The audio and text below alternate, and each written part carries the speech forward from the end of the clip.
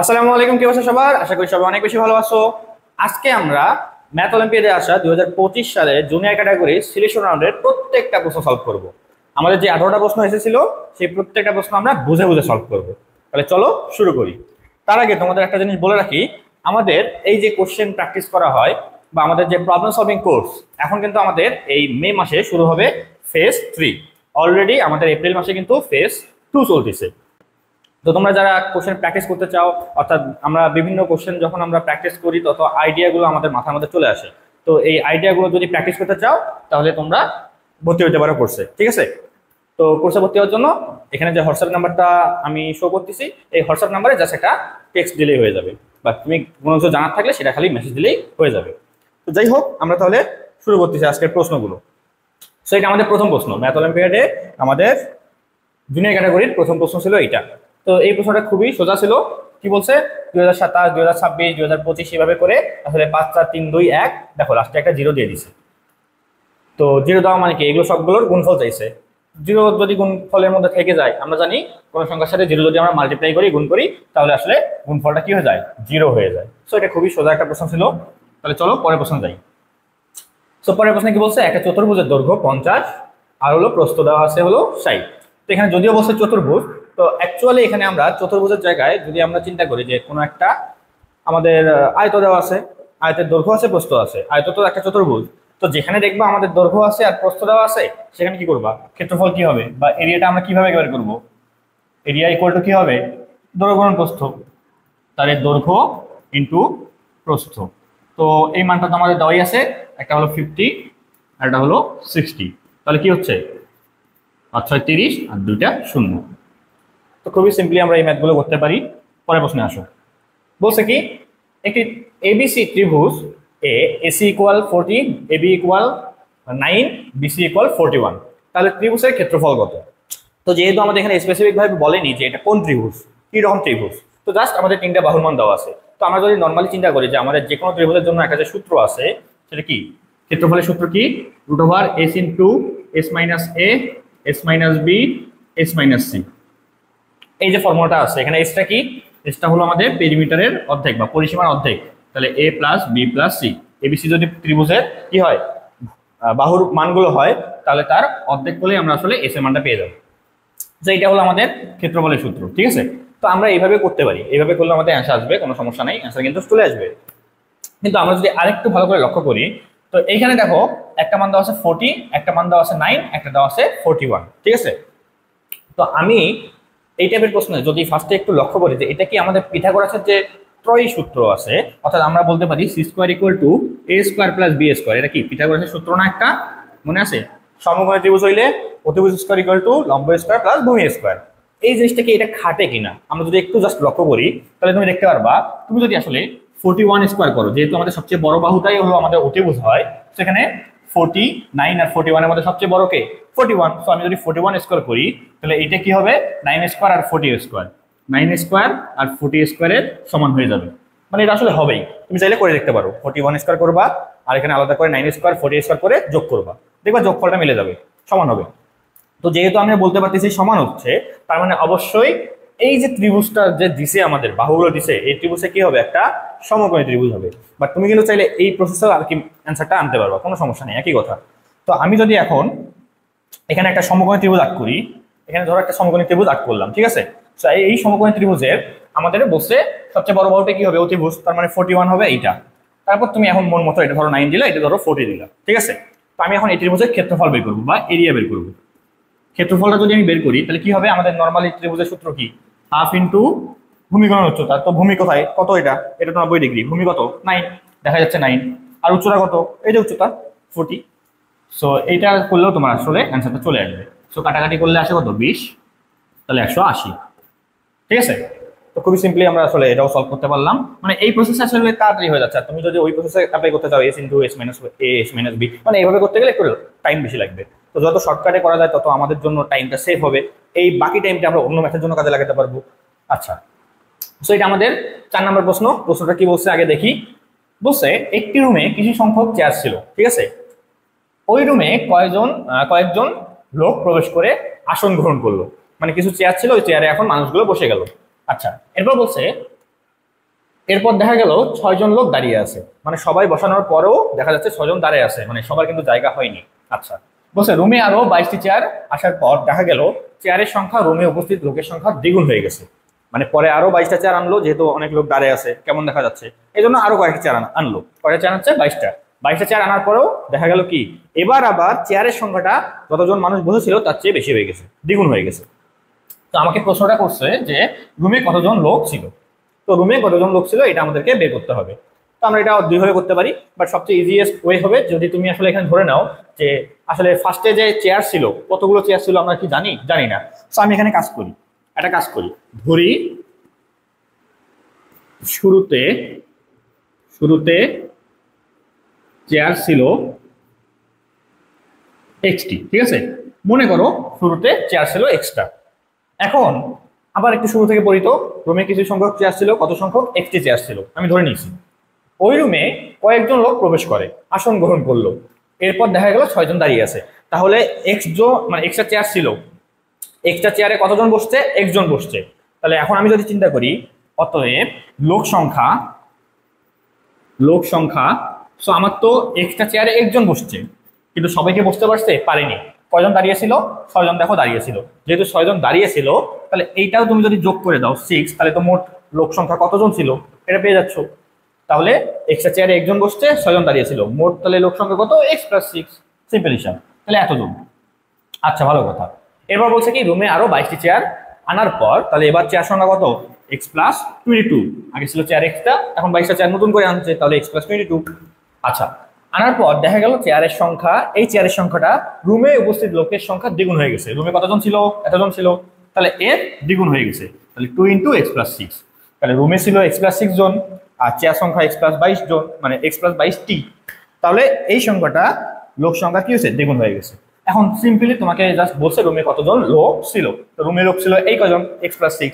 তো এখন তোমাকে জাস্ট এই সমীকরণ থেকে জাস্ট তোমাকে x এর মানটা বের করতে হবে, সোজা হিসাব।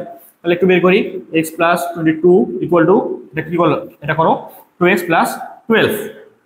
তাহলে এখান থেকে তুমি যদি 2x রাখো, তাহলে 2x - x ইকুয়াল টু 22 - 12।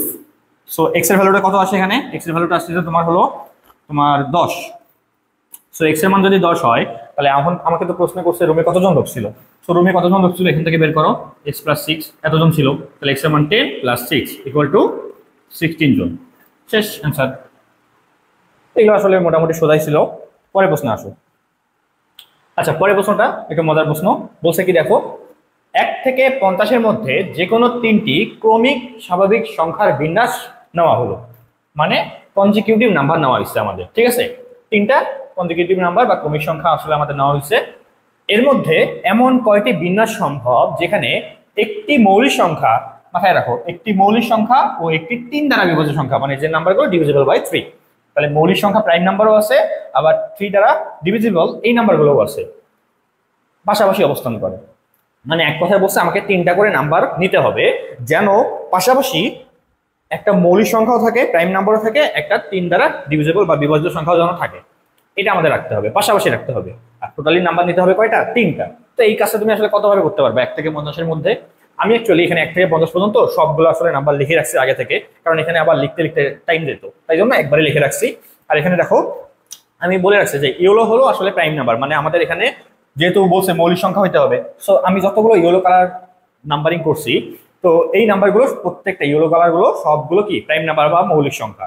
আর আরেকটা যেহেতু কথা বলছে যে 3 দ্বারা বিভাজ্য, তো 3 দ্বারা বিভাজ্য যে সংখ্যাগুলো সেগুলো দেখো নিচে আন্ডারলাইন করছি, দেখছো 6, তারপর 3 নিচে আন্ডারলাইন করছি।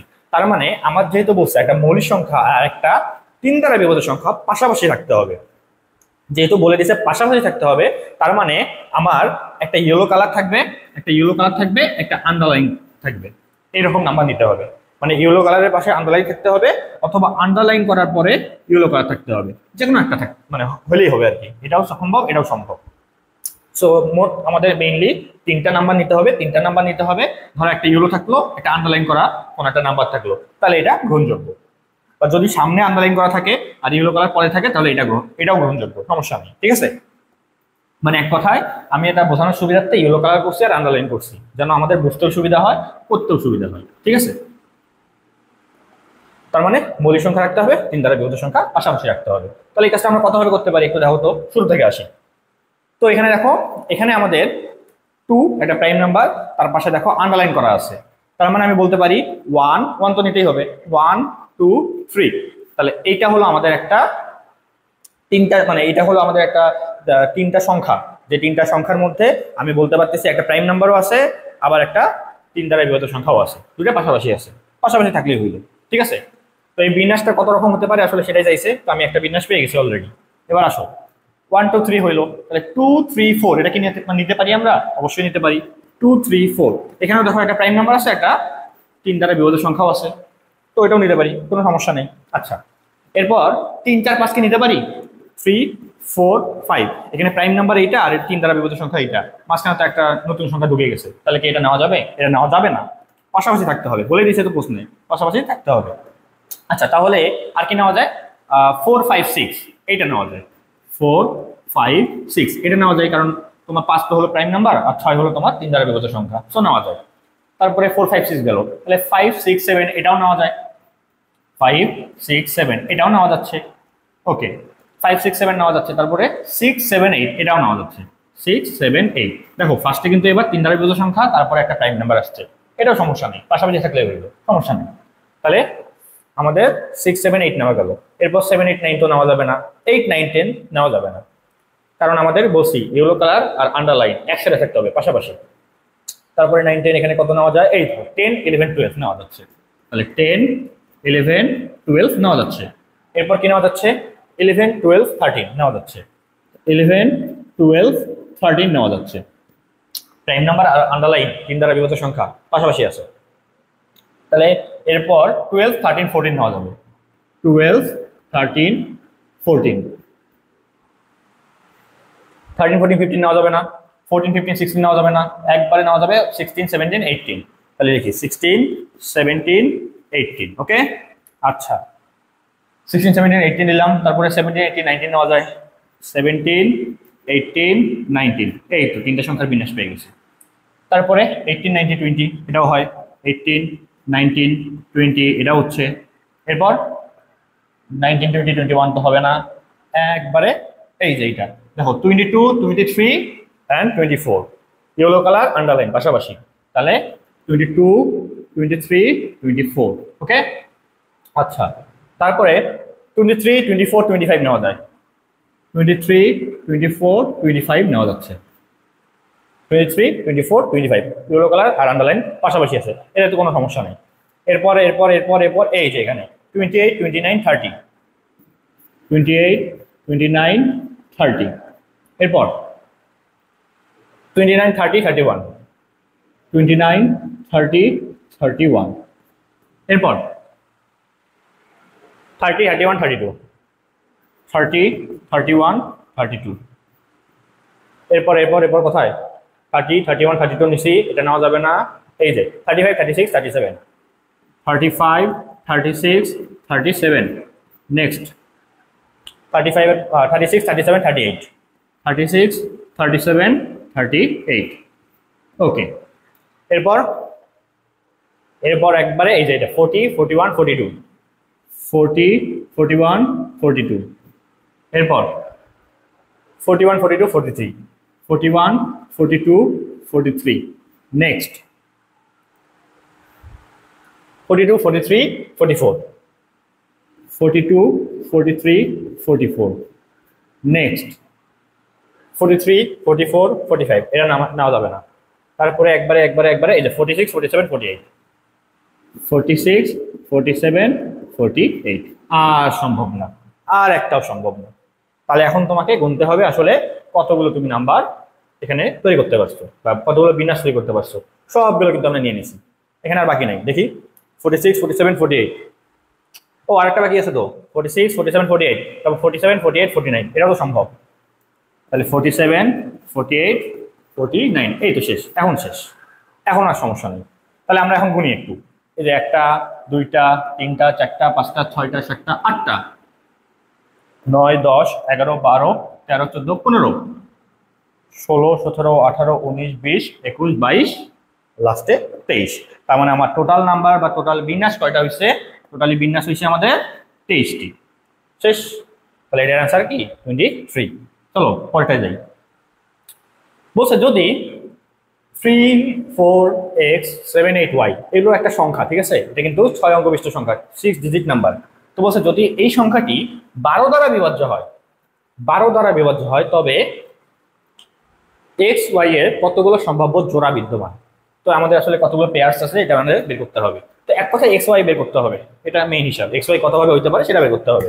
আচ্ছা, তো যেহেতু আমাদের বলছে 3 4 x 7 8 y, এটা কি ডিভিজিবল বাই 12, 12 দ্বারা বিভাজ্য। তো তুমি যদি একটু 12কে ভাঙাও কি বাবা, 3 গুণন 4 না?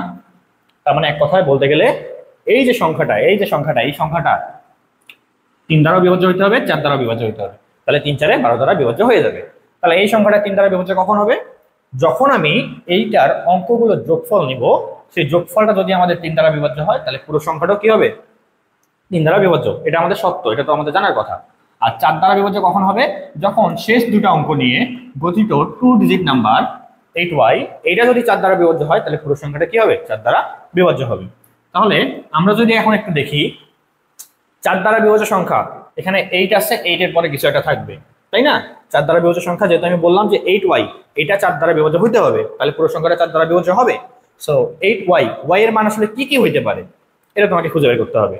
8 থাকবে, তার পাশে কি রাখলে 4 দ্বারা বিভাজ্য সংখ্যা হয়ে যায় বা ডিভিজিবল বাই 4 হয়, এটা তোমাকে বের করতে হবে। তো 8 রেখে পাশে যদি আমি 0 রাখি, 4 রাখি, 8 রাখি, তাহলে দেখা যাবে পুরো সংখ্যাটা কি হয়ে যাবে? 4 দ্বারা বিভাজ্য সংখ্যা হয়ে যাবে। তার মানে আমি এখান থেকে বলতে পারি y এর ভ্যালুটা কি কি আসতে পারে? 0 4 8, 0 আসতে পারে, 4 আসতে পারে, 8 আসতে পারে। মানে y এর ভ্যালু হিসেবে আমি এই 4টা নিতে, এই 3টা সংখ্যা আমি নিতে পারি, বা 3টা অঙ্ক আমি নিতে পারি। অন্য কিছু নিলে তো কখনোই আর কি 4 দ্বারা বিভাজ্য হবে না, তুমি নিয়ে দেখতে পারো। একইভাবে আমি বলছি কি 3 দ্বারা বিভাজ্য হইতে হবে এই পুরো সংখ্যাটা। 3 দ্বারা বিভাজ্য কখন হবে? যখন আমি এই প্রত্যেকটা অঙ্ক যদি আমি যোগ করি, 3 plus 4 plus x plus 7 plus 8 plus y equal to কি আসবে? 22 plus x plus y। So এই পুরো অংশটা যদি 3 দ্বারা বিভাজ্য হয়, যোগফলটা যদি 3 দ্বারা বিভাজ্য হয় অঙ্কগুলোর, তাহলে পুরো সংখ্যাটাও 3 দ্বারা বিভাজ্য হবে। সো 3 দ্বারা বিভাজ্য হওয়ার কিছু সংখ্যা আমি লিখছি, যেমন 24 27 30। তো ধরো যোগফল হিসেবে আমাদের 24 আসছে, তার মানে কি 24 সংখ্যাটা 3 দ্বারা বিভাজ্য, তার মানে পুরো সংখ্যাটাও 3 দ্বারা বিভাজ্য হবে। তো এখন আমাকে যেহেতু বের করতে বলছে x এর মান আর y এর মান, তো y এর মান কিন্তু আমি অলরেডি 3টা পাইছি। এখন আমার কাজ কি? এখন আমার কাজ হলো x এর মান বের করা। চলো আমরা এখন x এর মান বের করবো।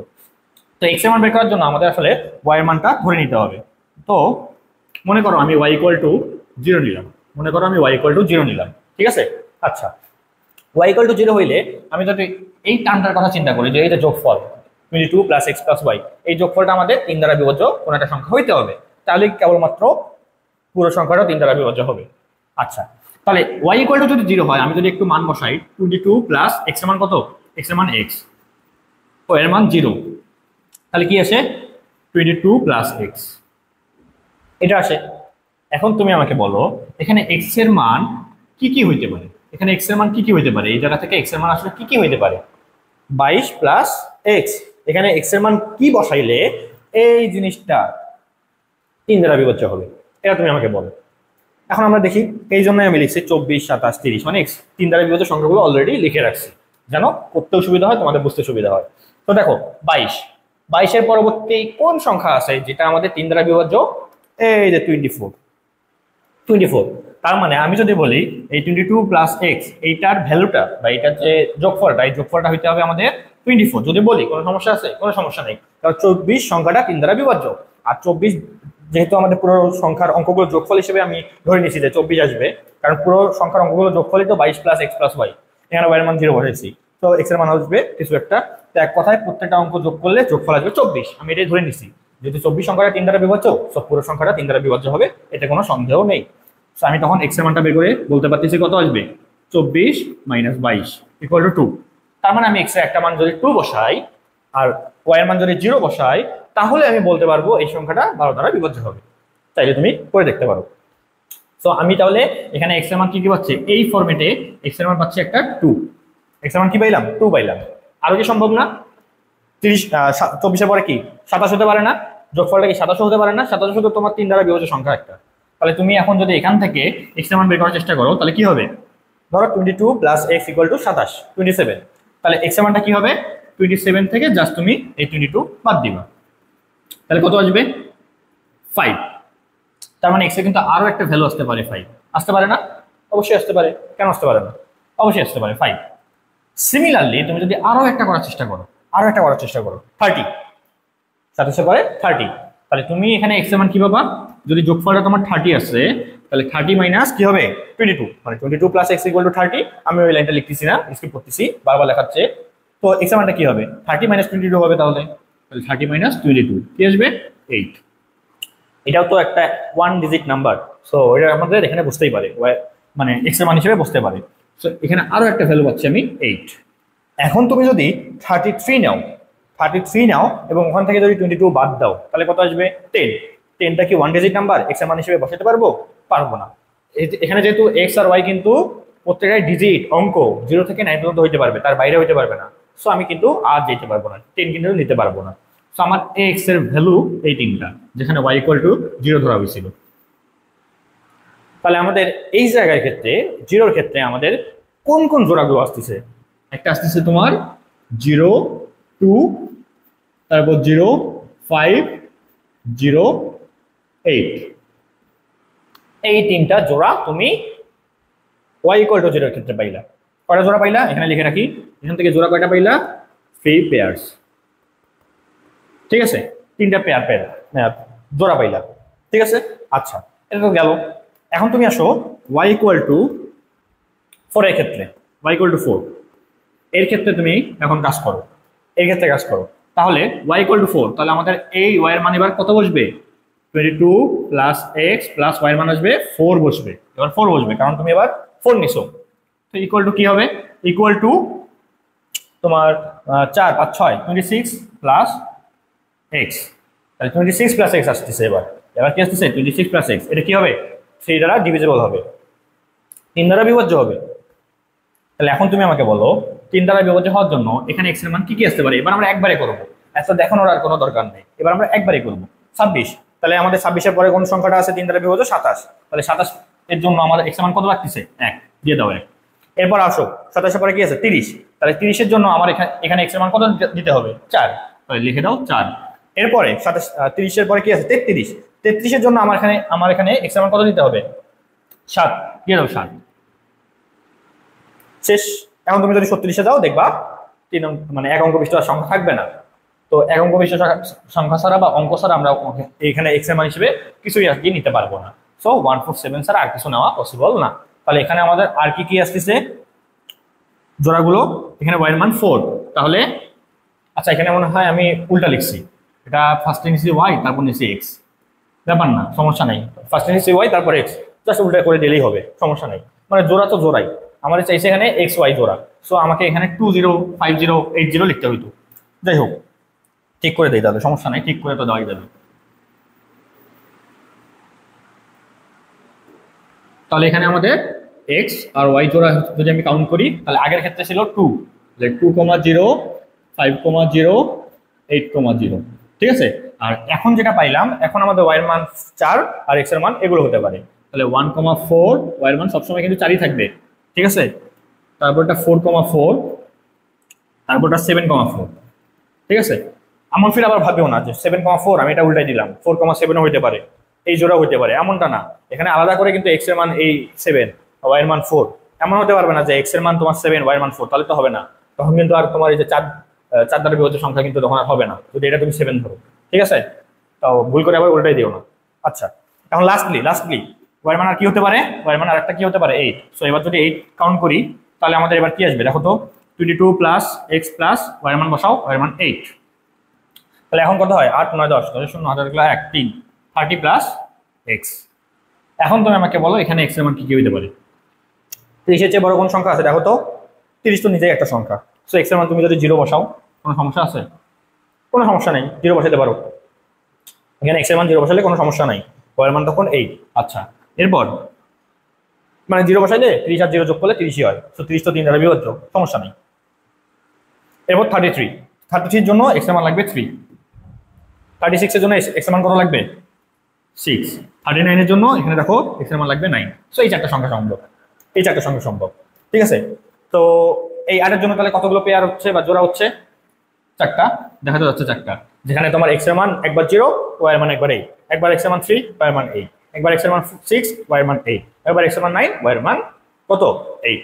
তো এখানে চারটা জোড়া, তাহলে তুমি কয়টা করে মোট জোড়া পাইলা জাস্ট এখানে হিসাব করে লিখে দাও। তাহলে প্রথম ক্ষেত্রে যখন এক্স এর মান তুমি 0 কাউন্ট করছিলা তখন পাইছিলা 3টা জোড়া, যখন তুমি এক্স এর ওয়াই এর মান 4 কাউন্ট করছিলা তখন দেখো এখানে তুমি পাইছো হলো 3টা জোড়া। আর যখন তুমি ওয়াই এর মান 8 কাউন্ট করছো তখন তুমি এক্স এর মান পাইছো হলো 4টা, মানে মোট 4টা জোড়া। তাহলে কতগুলো জোড়া আসলে সম্ভব হইলো? এই যে জোড়া চাইছে না, কতগুলো জোড়া, তাহলে কতগুলো এক্স ওয়াই জোড়া সম্ভব হইলো? 3 3 6 4 10, 10 জোড়া। শেষ, ক্যালকুলেশন শেষ। তাহলে চলো নেক্সট কোশ্চেনে চলে যাই। আচ্ছা, তো বলছে এইচ ডাব্লিউ, ঠিক আছে, তাহলে এইচ ডাব্লিউ ইকুয়াল টু দেওয়া আছে 133, এইচ প্লাস ডাব্লিউ দেওয়া আছে হলো 26, জেড এইচ দেওয়া আছে হলো 247। এখন বলছে জেড এর মান আসলে তোমাকে বের করতে হবে, নির্ণয় করো। তো এটা খুবই সোজা। আচ্ছা, তো এই জায়গায় দেখো এখানে আমি একটা হিন্স দিয়ে দিছি কি 7 × 19 = 199। এটা হবে মানে এটা আসলে কেন দিছে এটা বুঝতে পারবে একটু পরে। আচ্ছা, এটা জাস্ট একটু লিখে রাখছি, ওইটা এখন আপাতত দেখা লাগবে না। আচ্ছা, তো এই ম্যাথটা কিভাবে বলবো দেখো। তো নর্মালি আসলে কখনো ফির আবার এই ম্যাথ দেখে বুঝতে যায় না যে এটা আইকিউ লেভেলে ম্যাথ দিছে। আমাদের অ্যালফাবেট অর্ডারে এইচ এর মান মানে এইচটা কত নাম্বার অ্যালফাবেটে আছে ওইটা বের করি, ডাব্লিউটা কত নাম্বার অ্যালফাবেটে আছে ওইটা বের করি, দিন মাল্টিপ্লাই করি। ওই সিস্টেম এখানে দরকার নাই, ওই সিস্টেম মাথায় আনা দরকার নাই, ঠিক আছে। এখানে জাস্ট তোমাকে সিম্পলি ধরো যে এখানে তোমাকে দিছে এক্স ওয়াই ইকুয়াল টু 133, তারপর x plus y equal to ধরো দিছে হলো 26। এই সিস্টেমে তুমি ম্যাথ করবা, ঠিক আছে, এই সিস্টেমে ম্যাথ করবা, মানে এগুলোকে ভেরিয়েবল বা চলক হিসেবে কাউন্ট করবা। আচ্ছা, তো এইচ ডাব্লিউ ইকুয়াল টু কি দিছে 133। আচ্ছা, লিখি একটু, এইচ ডাব্লিউ ইকুয়াল টু 133। আচ্ছা, আর এইচ প্লাস ডাব্লিউ ইকুয়াল টু 26। আচ্ছা, এখন আমি যদি এখান থেকে এইচ এর মানটা বের করি তাহলে কি আসবে? এইচ এর মানটা কি আসবে? এই ডাব্লিউটা ওই পাশে পার করে দাও, 26 মাইনাস ডাব্লিউ। ওকে, তাহলে এই এইচ এর মানটা তুমি এখন এখান থেকে এখানে বসাই দাও, ইনপুট করো, দিয়ে দাও। তাহলে কি হবে? 26 minus W into W equal to 133। ওকে, এখন তুমি যদি একটু মাল্টিপ্লাই করো তাহলে 26 W minus W square equal to 133। এখন যা সুন্দর করে একটু সুন্দর একটা ফর্মেটে নিয়ে আসবে, ঠিক আছে। আগে রাখো ডাব্লিউ স্কোয়ার, এই মাইনাসে কিন্তু প্লাস দিয়ে দিছি, তাহলে বাকিগুলো মাইনাস হয়ে যাবে। 26 ডাব্লিউ, তারপর এটা যদি এই পাশে নিয়ে আসি তাহলে প্লাস 133 হয়ে যাবে। আমি হিসাবটা একটু বুঝাই দেখি, একটু হিসাবটা বুঝাই বলি। তাই এখানে তুমি যদি নর্মালি 133টা এই পাশে নিয়ে আসছো তাহলে কি হতো? 26 W minus W square minus 133 equal to 0। এটা হতো না, জাস্ট কি 133টাকে এই পাশে নিয়ে আসছি, বাকি সব ঠিক আছে। এখন আমি কি করছি? প্রত্যেকটাকেই মানে উভয় পাশে কি করছি? মাইনাস দ্বারা মাল্টিপ্লাই করছি। মাইনাস দ্বারা মাল্টিপ্লাই করার কারণে এটা মাইনাস হয়ে যাবে, এটা প্লাস হয়ে যাবে, এটা প্লাস হয়ে যাবে, ইকুয়াল টু 0। তাহলে দেখো ওই জন্য মাইনাস 26 ডাব্লিউ, এটা ডাব্লিউ স্কোয়ার যার সামনে প্লাস হয়ে গেছে, আর 133 এর সামনে প্লাস হয়ে গেছে। সো আমাদের মানের কিন্তু কোনো পরিবর্তন হয়নি। তাহলে এটা জাস্ট আর কি দেখাইলাম। এখন কি করবো? আমরা এখান থেকে কমন নেব। এখন 133, তো এটাকে তোমাকে ভাঙায় লিখতে হবে। তো ভাঙায় লিখলে আসলে এই জন্য এটা দিছি। আচ্ছা, এটা মনে হয় 199 হয়ে গেছে। আচ্ছা সরি, এটা 133 হবে, এটা 133 হবে। দাঁড়াও ঠিক করে দেই, এটা হলো তোমাদের 133 হবে। ভুল করে আজকে টাইপ মিস্টেক হয়ে গেছে একটা।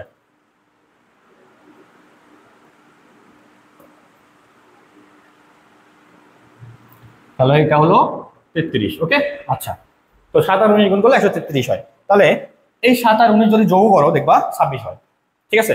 তাহলে তুমি লিখতে পারতেছো ডাব্লিউ স্কোয়ার মাইনাস, এখন যেহেতু এখানে প্লাস আছে তার মানে এখানে তোমাকে দুটাই মাইনাস করতে হবে, minus 19 W minus 7 W plus 133 equal to 0। তাহলে এখন তুমি যদি এখান থেকে ডাব্লিউ কমন নাও তাহলে ডাব্লিউ মাইনাস 19, আবার এখান থেকে তুমি যদি -7 কমন নাও তাহলে আসবে ডাব্লিউ মাইনাস 19 ইকুয়াল টু 0। আমি এই পাশে লিখি। তাহলে এখন তুমি যদি ডাব্লিউ মাইনাস 19 কমন নাও তাহলে কি আসবে? W minus 7, W minus 7, okay, equal to 0। So বুঝতে পারতেছো একটার মান আসবে 19 আর একটা ডাব্লিউ মান আসবে হলো 7। ওকে, এখন দুইটা মান আসছে, তার মানে কি দুইটা মান যেহেতু আসছে দুটাই কিন্তু ভ্যালিড। এখন তোমাকে দুটা দিয়ে আসলে কাজ করতে হবে, দুটা দিয়ে কাজ করে তোমাকে দেখতে হবে। তো এখন তোমাকে যেহেতু জেড এর মান চাইছে, তো তোমার এখন এইচ এর মান বের করা জরুরি, তুমি আগে এইচ এর মান বের করো। তাহলে W plus H equal to যেহেতু 26, এখান থেকে দেখো আমি এইচ এর মান কিন্তু অলরেডি বের করছিলাম 26 minus W. So Z equal to কি আসবে এখানে 26 মাইনাস এটার জন্য 19, তাহলে এখানে একটা পাচ্ছ তুমি 9, তাহলে এখানে 26 থেকে 19 বিয়োগ করলে কত হয়, 26 মাইনাস 19 করলে আসে হলো 7। সো এখানে একটা ভ্যালু পাচ্ছ তুমি 7, আর একটা Z equal to 26 minus 7, so এটা কত পাচ্ছ 19, 26 মাইনাস 7, হ্যাঁ 19। সো দুটা ভ্যালু তুমি পেয়ে গেলা।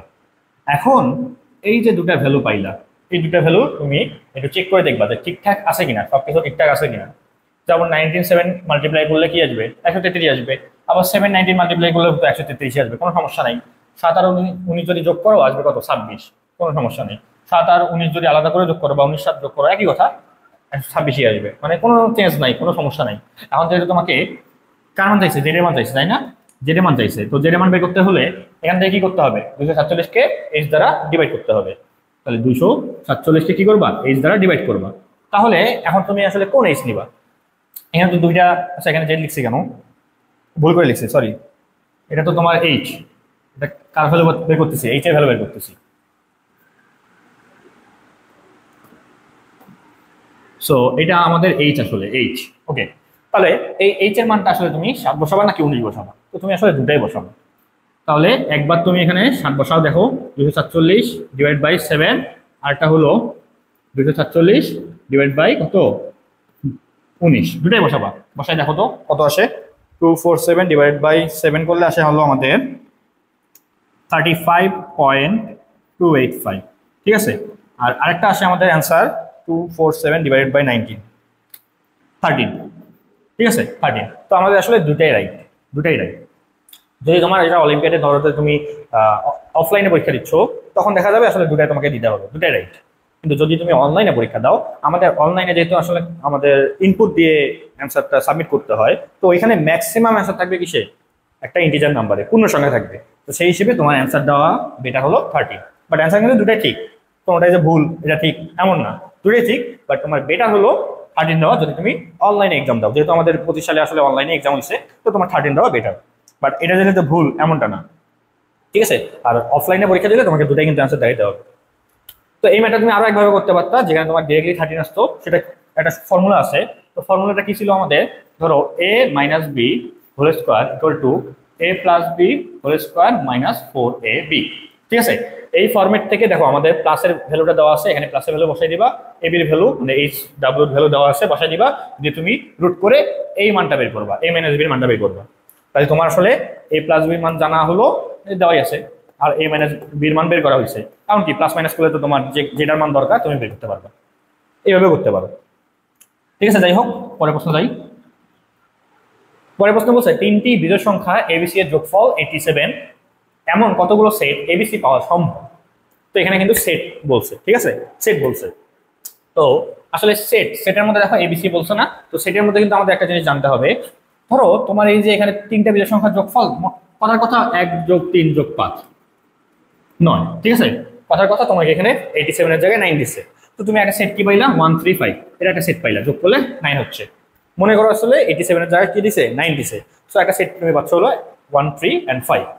তো আমি যদি আবার বলি যে 3 প্লাস 1 প্লাস 5, এখানে আমাদের এইটার ভ্যালু হলো a, এটা ভ্যালু b, এটা হলো c, আর এখানে এটা ভ্যালু a, এটা ভ্যালু b, এটা হলো c। তাহলে এখানে তোমার এর ভ্যালু 3, এখানে এর ভ্যালু 1। সো এই দুটা কি সেম নাকি ডিফারেন্ট, এটা কি বলতে পারবা? আমার কিন্তু চাইছে সেট, হ্যাঁ এখানে এর ভ্যালু 1, এখানে এর ভ্যালু 3, বাট সেট হিসেবে যেহেতু আমরা কাউন্ট করতেছি, তো সেট হিসেবে আসলে এই দুটা সেম, এই দুটো সেম, একই সেট, একই সবকিছু, উপাদান সেম, এলিমেন্টগুলো সবই সেম। সো এই জায়গায় আসলে ডিফারেন্ট বলা যাবে না, এই দুটা কিন্তু সেম। যদি ডিফারেন্ট হতো তাহলে একটা কথা ছিল। তো আমাদের যদি এমন প্রশ্ন করতো যে তিনটি বিজোড় সংখ্যা এবিসি এর যোগফল হলো 87, ধরো এ বি সি,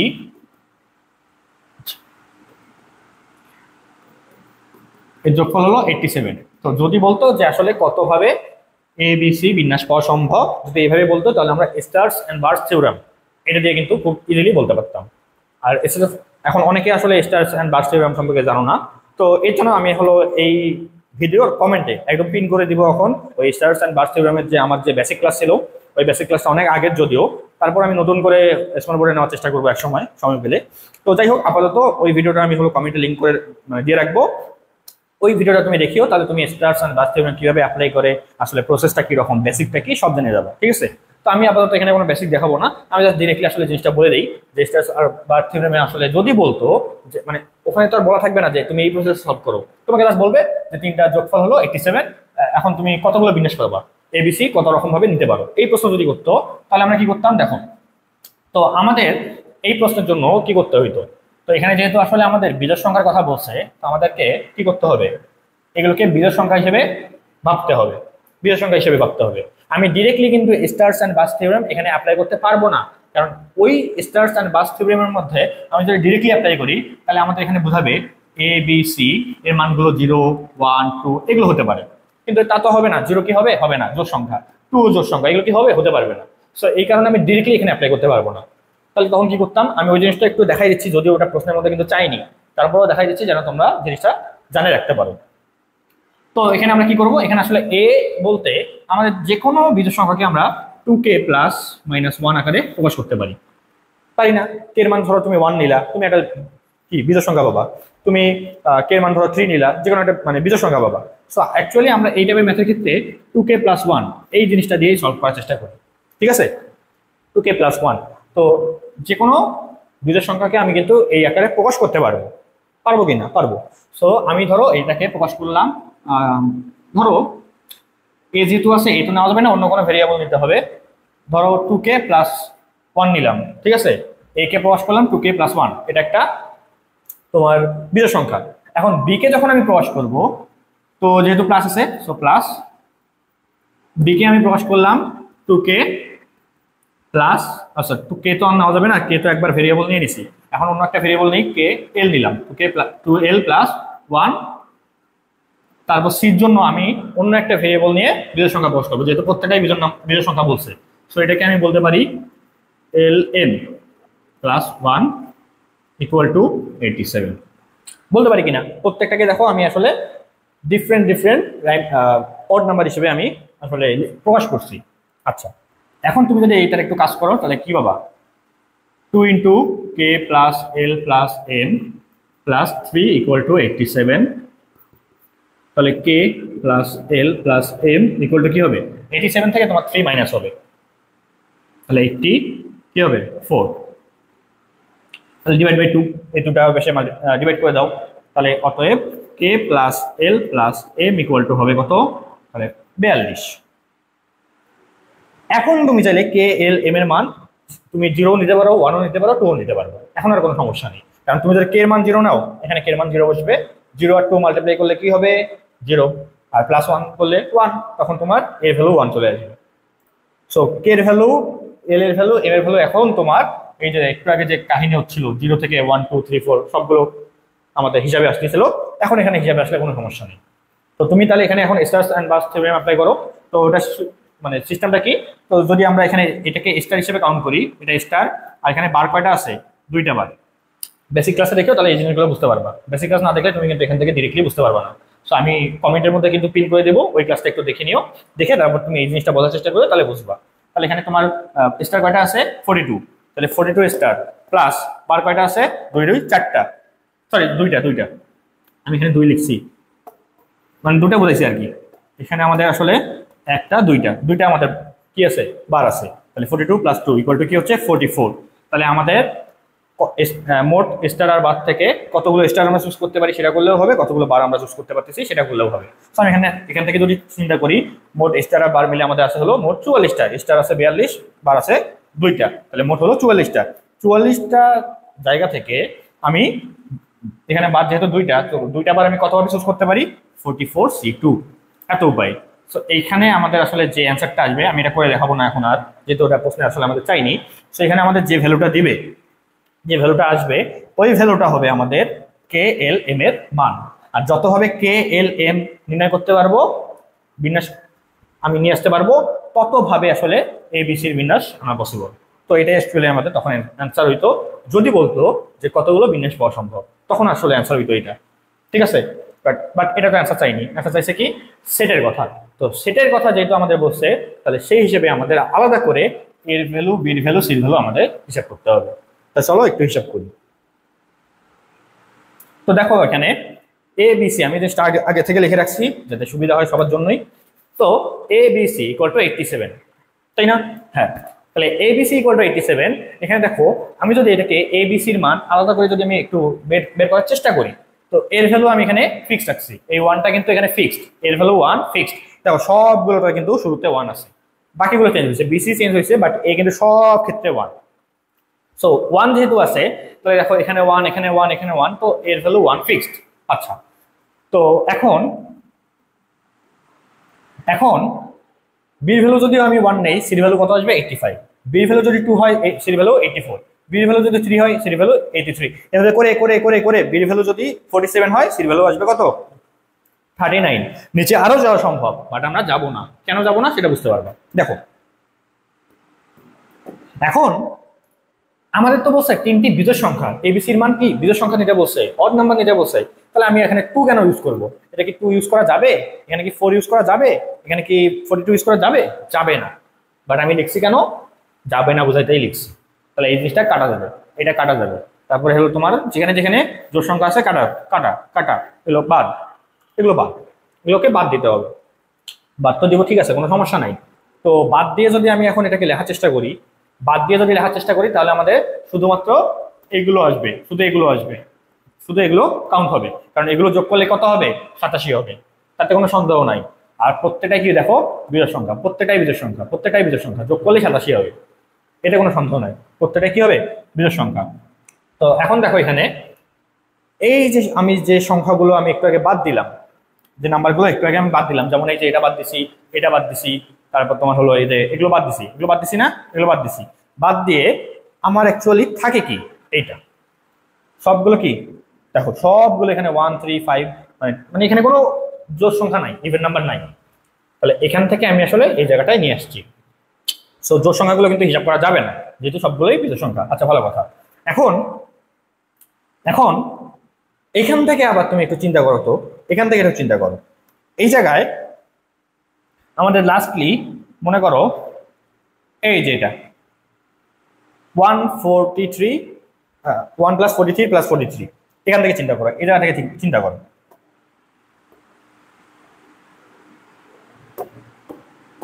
এই জায়গা থেকে একটু চিন্তা করো তো, এরপরে কি আসছে? 1 + 45 + 41, এই জিনিসটা কি আগে আমরা পাইছি না?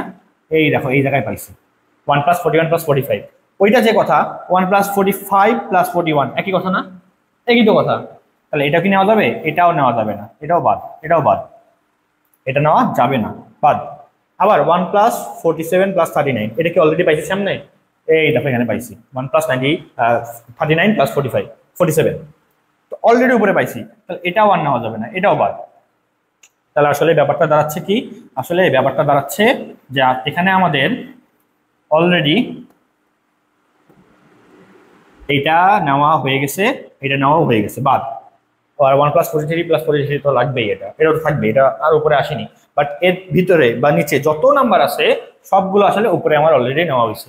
যেহেতু এখানে সেট চাইছে, আমি তো একটু আগে বুঝাইলাম যে সেটের মধ্যে কখনোই একটা জিনিসই আবার থাকতে পারবে না, 135 153 কখনোই হতে পারবে না, কারণ দুটোই সেম, এলিমেন্টগুলো বা উপাদানগুলো সেম। তো সেম হইলে তো আর দুইবার আমরা কাউন্ট করতে পারবো না, তো সেক্ষেত্রে আমাদের হইতে পারবে না। তাহলে এখন 145 41 যে কথা, 141 45 একই কথা। সো আমি জাস্ট একটা কাউন্ট করবো, তো নিচের গুলাই আমরা বাদ দিচ্ছি সব, উপরের গুলাই আমরা কাউন্ট করলাম। তাহলে তোমাকে এখন এইখান থেকে ভাবতে হবে, দেখো এখান থেকে জাস্ট এখানে আসছে, দেখো 1 + 43 + 43 এই পর্যন্ত আমরা রেখে দেবো, এর নিচে আর যাবো না, নিচেগুলো সব উপরে আসি আসলে, ঠিক আছে। তো এখন কথা হলো এখানে আসলে কতগুলো সেট হয়, মানে এটা একটা সেট, এটা একটা সেট, এটা একটা সেট, এটা একটা সেট, এটা একটা সেট, এটা একটা সেট, সবগুলো মিলে এই শুরু থেকে শেষ পর্যন্ত কতগুলো সেট আছে মোট? এই 1 1 85, যেমন 1 1 85, ঠিক আছে, এটা কিন্তু একটা সেট, ঠিক আছে, 1 1 85 এটা একটা সেট। আবার ধরো 1 3 83 এটা একটা সেট।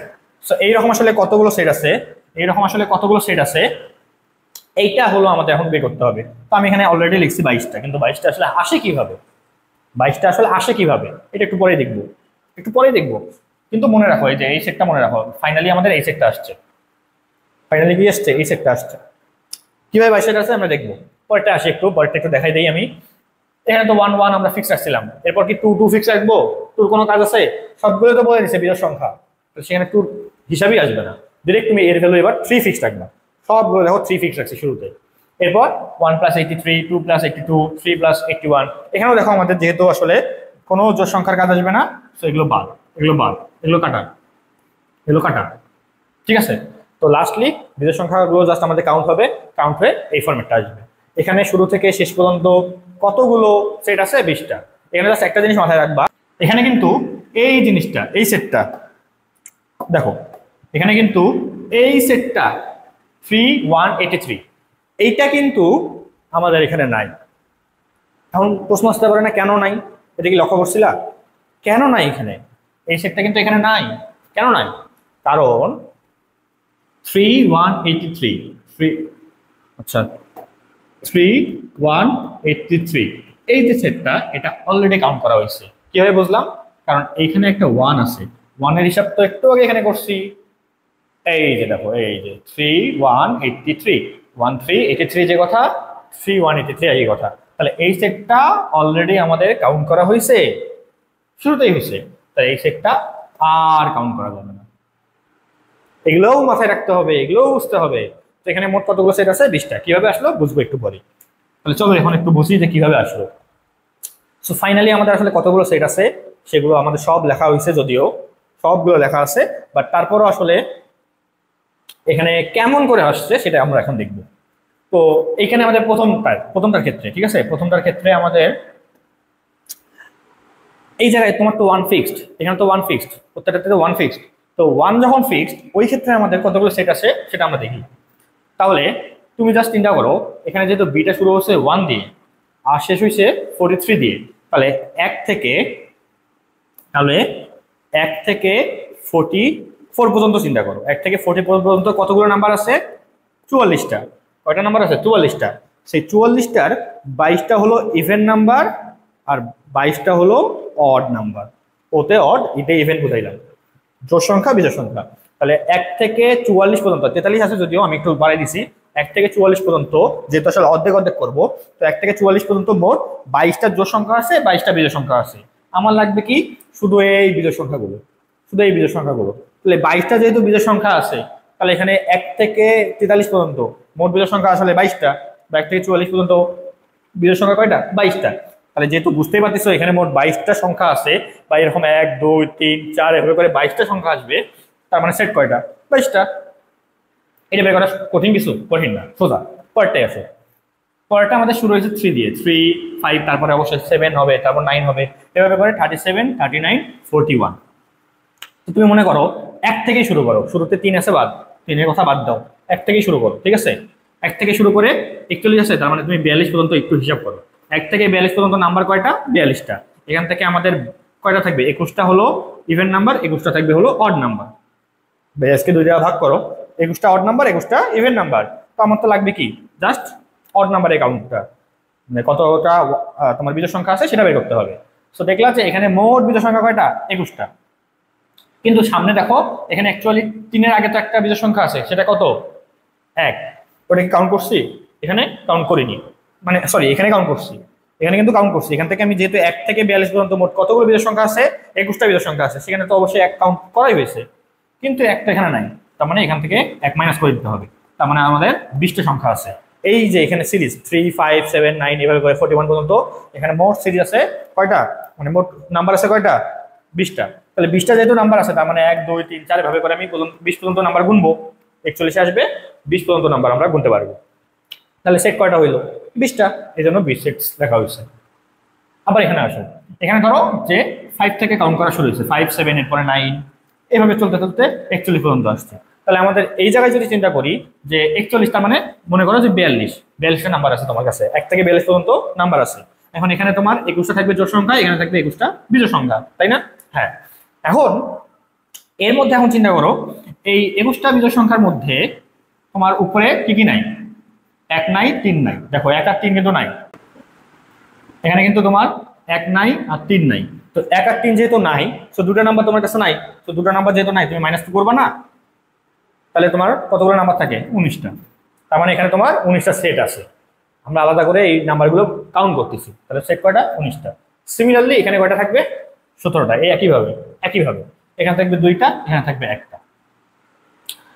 এখানে দেখো এর মান কিন্তু মানে এই যে আমি যখন বাড়াচ্ছিলাম এর মান আগে 1 ফিক্স রাখছি, 3 রাখছি, 5, 7, এরপরে এভাবে করে 27 পর্যন্ত গেছে। ভাবো মাঝখানে কিন্তু করিনি অনেকগুলো, ওটা কিভাবে বের করবো আমরা দেখবো। মাঝখানে কিন্তু অনেকগুলো করিনি। তো এর ভ্যালু তোমার এখানে ধরো 27 ফিক্স রাখছি, এখানে এর ভ্যালু 29 পর্যন্ত ফিক্স রাখার পরে আর রাখিনি। কেন রাখিনি? মনে করো এর ভ্যালু তুমি 31 করলা, 29 পরে 31 করলা, তাহলে এর ভ্যালু যদি 31 হয়, তাহলে এ বি সি যদি চিন্তা করো 31 প্লাস বির ভ্যালু তুমি আসলে কত নিবা? তুমি যদি বির ভ্যালু 1 নাও, এখানে তোমার তো যোগফল আসতে হবে কত? 87 আসতে হবে, তাই না?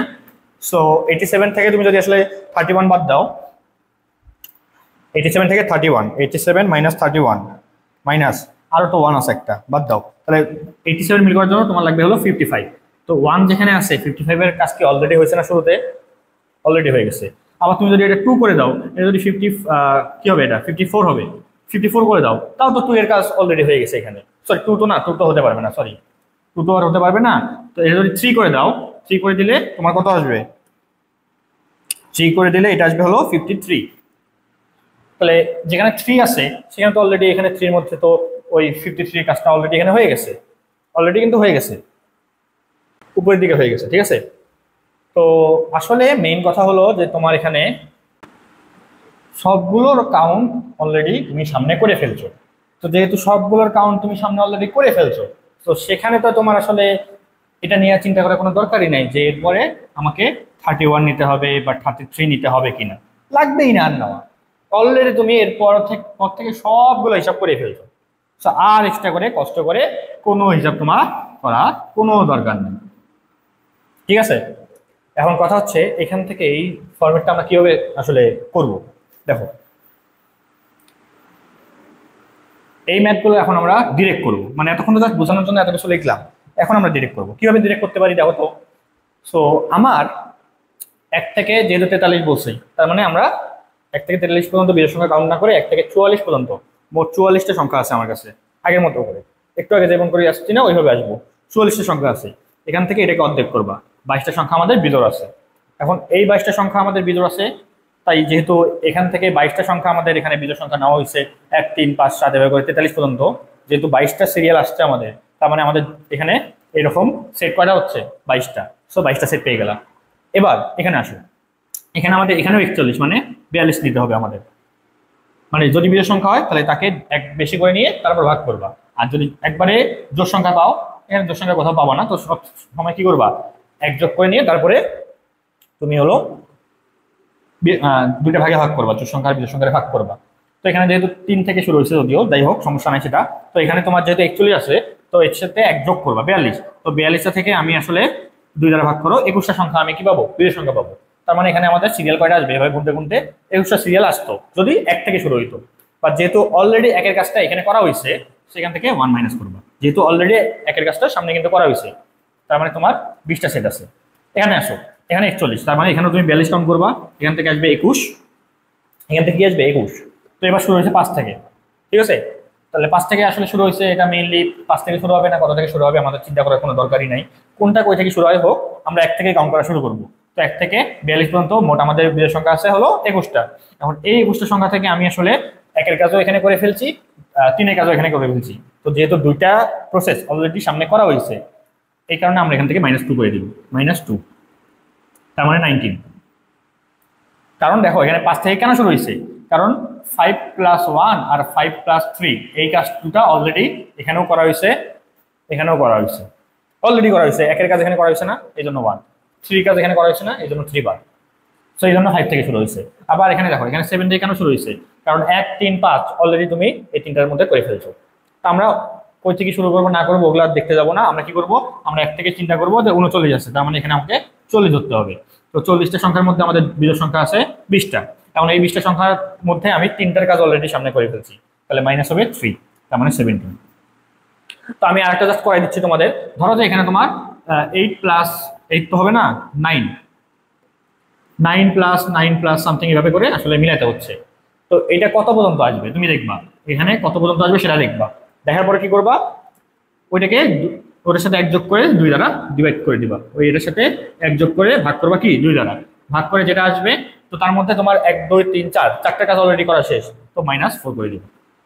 কারণ চারটা কাজ তুমি অলরেডি করছো, যে একটা বিজোড় সংখ্যা তোমার বাদ যাবে বা ওই চারটা সেট তোমার বাদ যাবে। তো এইভাবে করতে করতে করতে করতে লাস্টে এইটা আসে আর লাস্টে এইটা আসে। আমি জাস্ট একবার লিখছি। এখন আমি যদি তোমাকে বলি যে এই যে 22 20 19 17 যেটা আমি এখন দেখাইলাম, 22 20 19 17 যেটা আমি এখন দেখাইলাম, এইটা আসলে যদি তুমি একটা ধারা হিসেবে চিন্তা করো তাহলে দেখো 22, তারপরে হলো তোমার আসছে 20, আচ্ছা এগুলো যোগ চিহ্ন দেয় কারণ এগুলো তো সব যোগ সেটগুলো যোগ করতে হবে। 22 যোগ 20 যোগ 19 যোগ 17 যোগ কি হবে, দেখো 22 থেকে ফার্স্টে তোমার কি মাইনাস হয়েছে 2, 20 থেকে 19 গেছো মাইনাস হয়েছে 1, 19 থেকে 17 গেছো তারপর কি হয়েছে মাইনাস হয়েছে 2। তাহলে এরপরে যে সংখ্যাটা হবে এখান থেকে এটা মাইনাস হবে 1, মানে -2 -1 -2 -1 এভাবেই চলতে থাকবে, তুমি চাইলে করে দেখতে পারো। তাহলে আসবে হলো তোমার 16 প্লাস এখান থেকে এই পর্যন্ত যাবা কি হবে -2 হবে এবার, তাহলে আসবে হলো 14, আবার প্লাস এখান থেকে এখানে যাবা -1 হবে মানে 13, প্লাস এখান থেকে এখানে যাবা -2 হবে, তাহলে কত হবে 11, তারপর হবে 10, তারপর হবে 8, তারপর হবে 7, তারপর হবে 5, তারপর হবে 4, তারপর হবে 2, তারপর হবে 1। ঠিক আছে, খালি -2 -1 -2 -1 এইভাবে করে আগাবে। তুমি চাইলে করে দেখতে পারো, এরপরটা দেখবা, এরপরটা অবশ্যই 17 আছে না, তার মানে 16 হবে। তুমি করে দেখবা যে এই যে 9 নিছি না, 9 এর জন্য কি হবে 16টা সংখ্যা আসবে। তোমাকে আমি চাইলে করে দেখাই, তোমাদের আমি করে দেখাই, দেখো তাহলে 87 মাইনাস একবার নিলাম 9 প্লাস একবার নিলাম 9 প্লাস কত হবে -18 না 9 না 18, তাহলে এটা হবে 69 ইকুয়াল টু তোমার 87 আসবে, কোনো সমস্যা নাই। এখন আসলে 9 তো এখানে ফিক্স থাকবে, বাট আমরা যাবো কত দূর এটা কিভাবে বুঝবো, যাবো কত দূর, দেখো তুমি এখানে তো 9 ফিক্স রাখছো, তাহলে 87 থেকে যদি তুমি মাইনাস করো 9 তাহলে আসবে কত, আসে হলো 78।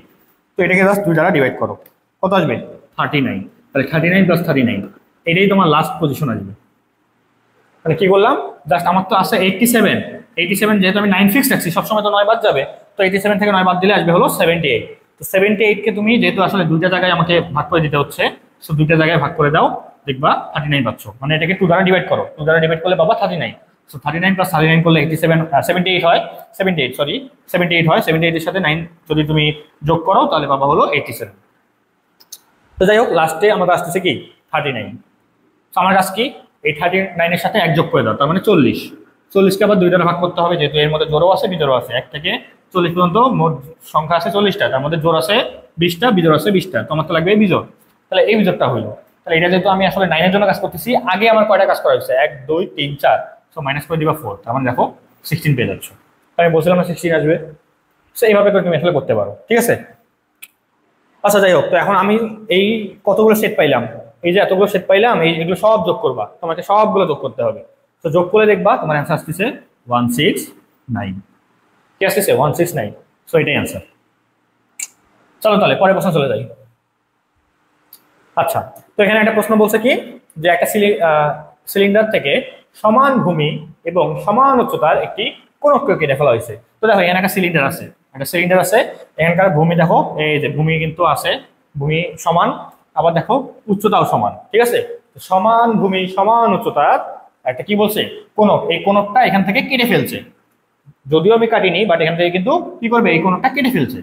আচ্ছা, বলছে সিলিন্ডারের উচ্চতা 12, তাহলে এখানে যদি সিলিন্ডারের উচ্চতা আমাদের দেওয়া আছে 12, আর আমাদের বলছে ভূমির ব্যাসার্ধ, তাহলে এই বেজের যে আমাদের রেডিয়াসটা আছে এটা হলো 3 একক। বলছে কোণক কেটে ফেলার পর সিলিন্ডারের অবশিষ্ট আয়তন যদি n পাই ঘন একক হয়, n পাই, ঠিক আছে, এটা বের করতে হবে। তো আমাদের বলছে n এর মান কত, এখানে দেখো আমি আসলে হিন্টস দিয়ে দিচ্ছি, যদিও এটা প্রশ্ন কিন্তু দেওয়া থাকবে না।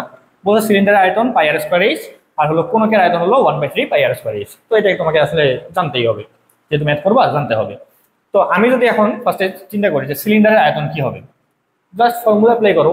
তোমার এখানে এই যে 12 মানে উচ্চতা 12 মানে কি, h এর মান দেওয়া আছে 12, আবার তোমার এখানে 3 দেওয়া আছে, দেখো এইটুকু তোমার কত 3, এটা জাস্ট রেডিয়াস দেওয়া আছে r ইকুয়াল টু 3, ব্যাসার্ধ 3 দেওয়া আছে। তো তুমি জাস্ট সূত্র অ্যাপ্লাই করো, তাহলে পাইটাকে পাইয়ের মতো রাখবা, এটার মান আবার 3.1416 বসাতে যাবা না, কারণ আমাদের প্রশ্নে যেহেতু পাই আকারে দেওয়া আছে, সো পাইয়ের ভ্যালু আমাদের বসাতে হবে না।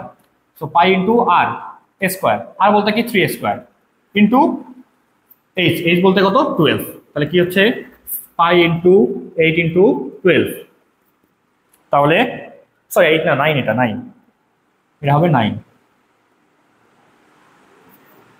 তাহলে 9 ইন্টু 12 হলো 108, তাহলে 108 পাই। এটা হচ্ছে আমাদের সিলিন্ডারের আয়তন। এখন যদি আমরা কোনকের আয়তনে চিন্তা করি, তাহলে 1/3 ইন্টু পাই ইন্টু আর স্কোয়ার, আর বলতেই তোমার 3 স্কোয়ার, আর এইচ বলতে আমাদের কত 12, তাহলে এখন একটু কাজ করি, যদি 1/3 ইন্টু পাই ইন্টু 9 ইন্টু 12, 3 একটি 3, 3 3 9, 3 12 36, তার মানে 36 পাই। এখন আমার তো চাইছে কি যে কোনকে কেটে ফেলার পর আমাদের অবশিষ্ট আয়ন মানে কি, তোমার এই মানে আয়ন বলতেছি আয়তন, তো পুরো আয়তন বলতে আমাদের এখানে আসলে যতটুকু অংশ জুড়ে জায়গা দখল করে আছে পুরোটাই আমাদের আয়তন, এই ভলিউম, ঠিক আছে, এই পুরোটাই আমাদের ভলিউম বা আয়তন। এবং এখান থেকে এই কোন যতটুকু অংশ জায়গা দখল করেছিল, যে আয়তন জুড়ে জায়গা দখল করেছিল, ওইটা তো এখন কেটে ফেলা হয়েছে, এটা তো কেটে ফেলা হয়েছে মানে কি বাদ দেওয়া হয়েছে মানে এই আয়তনটা এখন আর নাই। তাহলে এখন অবশিষ্ট যে এই যে আয়তনগুলো আছে আমাদের সিলিন্ডারে, সেই আয়তনটা কত বের করতে হবে।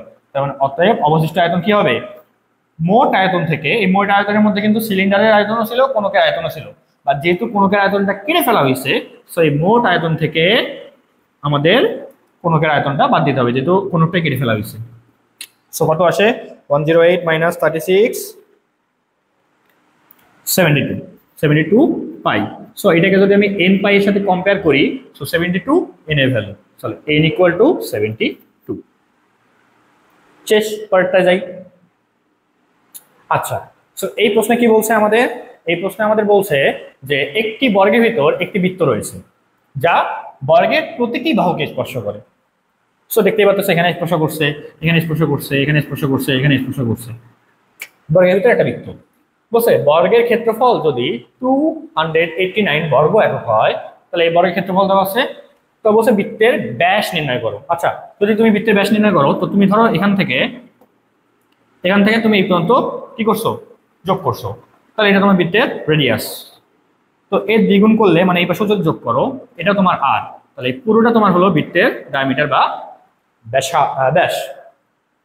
ব্যাসার্ধ হলো রেডিয়াস, এটা হলো ডায়ামিটার, ব্যাস। তাহলে এই পুরোটা আসলে কার সমান, এখানকার যে আমাদের এর ভ্যালু তার সমান না। এই বলতে কি প্রত্যেকটা বর্গের এক বাহুর দৈর্ঘ্য, সবগুলো তো সমান, বর্গের তো সবগুলোই সমান। সো এইখান থেকে এই পর্যন্ত যদি আমি হিসাব করি, এটা যে কথা, এই বর্গের একটা বাহুর দৈর্ঘ্য একই কথা, তার মানে বৃত্তের ব্যাসটা হবে বর্গের একটা বাহুর দৈর্ঘ্যের সমান। তো আমাদের এখানে যেহেতু ক্ষেত্রফল দেওয়া আছে, তাহলে আমরা বর্গের ক্ষেত্রফল কি জানি, বাহু গুণন বাহু ইকুয়াল টু আমাদের ক্ষেত্রফল কি দেওয়া আছে 289। তো এখানে আমাদের a square equal to 289, so এর ভ্যালুটা কি হবে √289। সো এটা করলে কত হয়, এটা তোমাদের আসলে একটু করে দেখতে হবে, আমি ডিরেক্টলি করে দিচ্ছি 17, ঠিক আছে। তো তোমরা 16 × 16 17 × 17 করে আসলে দেখবা যে কার সাথে মেলে, যেটা মিলবে সেটাই आंसर। আমি তাড়াতাড়ি করার জন্য জাস্ট আমি ডিরেক্টলি ক্যালকুলেটর ইউজ করে বলে দিলাম। নেক্সট কোশ্চেন, তো বলছে 2 5 3 8 4, সো 2 5 3 8 4। তো বলছে এর পরের সংখ্যাটা কি হবে, এই অনুক্রম বা ধারা বা সিরিজের আসলে পরবর্তী সংখ্যাটা কি হবে, এটা আমাদের জানতে চাইছে। তাহলে এটা আমরা কিভাবে করব, তো তুমি যদি আসলে করার চেষ্টা করে দেখো, 2 থেকে 5, 5 থেকে আবার 3 গেছে, 3 থেকে আবার 8, মানে কম বেশি এরকম লাগতেছে। তাহলে আমরা কি করব, যদি একটু ভালো করে লক্ষ্য করো তাহলে দেখতে পারবো এখানে যে 2 3 4, 2 এর সাথে 1 যোগ করলে 3, 3 এর সাথে 1 যোগ করলে 4, তারপর 5 8, এটা কি হলো 5 এর সাথে কত যোগ করলে 8 হয় 3, তাহলে এর সাথে আবার 3 যোগ করো তাহলে তো মিলে যাবে, তাহলে এর সাথে 3 যোগ করলে কত হয় 11। সো তোমার आंसर হলো 11, ঠিক আছে। এর টেকনিক করে আসলে সলভ করতে হবে। পরের প্রশ্ন, দুই সংখ্যার লসাগু 12, সংখ্যাদের গুণফল 24, গসাগু কত। সো মনে রাখবা, যদি কখনো দেখো a আর b এটার এলসিএম বা লসাগু দেওয়া আছে ধরো x, কথার কথা এলসিএম বা লসাগু দেওয়া আছে x, আর এইখানে তোমার যে ab আছে, এই ab এর জিসিডি বা গসাগু ধরো y, তাহলে আমরা যদি এই সংখ্যা দুটার গুণফল বের করি সেইটা লসাগু আর গসাগুয়ের গুণফলের সমান হবে। তাহলে তোমার এখানে এ বি বলতে আমাদের আসলে দুটো সংখ্যার লসাগু দেওয়া আছে। লসাগু বলতে আমি কি ধরছি এক্স, তাহলে এটার মান দেওয়া আছে হলো 12। এখন দুটি সংখ্যার গুণফল 24 দেওয়া আছে, মানে এইটুকুর ভ্যালু দেওয়া আছে 24। তোমার লাগবে কার মান? গসাগুর মান, মানে জিসিডি মান লাগবে ওয়াই। তাহলে ওয়াই ইকুয়াল টু কি হবে? এই যে তোমাদের গুণফল দেওয়া আছে 24, এটাকে তোমাকে কি দিয়ে ভাগ করতে হবে? এক্স দ্বারা ভাগ করতে হবে। এক্স বলতে আসলে এলসিএম, লসাগু দ্বারা ভাগ করতে হবে। সেই লসাগু কত? 12, তার মানে 12 দ্বারা ভাগ করো, তাহলে পাচ্ছ 2। সো এটাই অ্যান্সার। মানে এক কথায় আমরা যদি বলি যে লসাগু গুণন গসাগু বা এলসিএম আর জিসিডি এর মাল্টিপ্লিকেশন কি হবে? সংখ্যা দুটির গুণফল।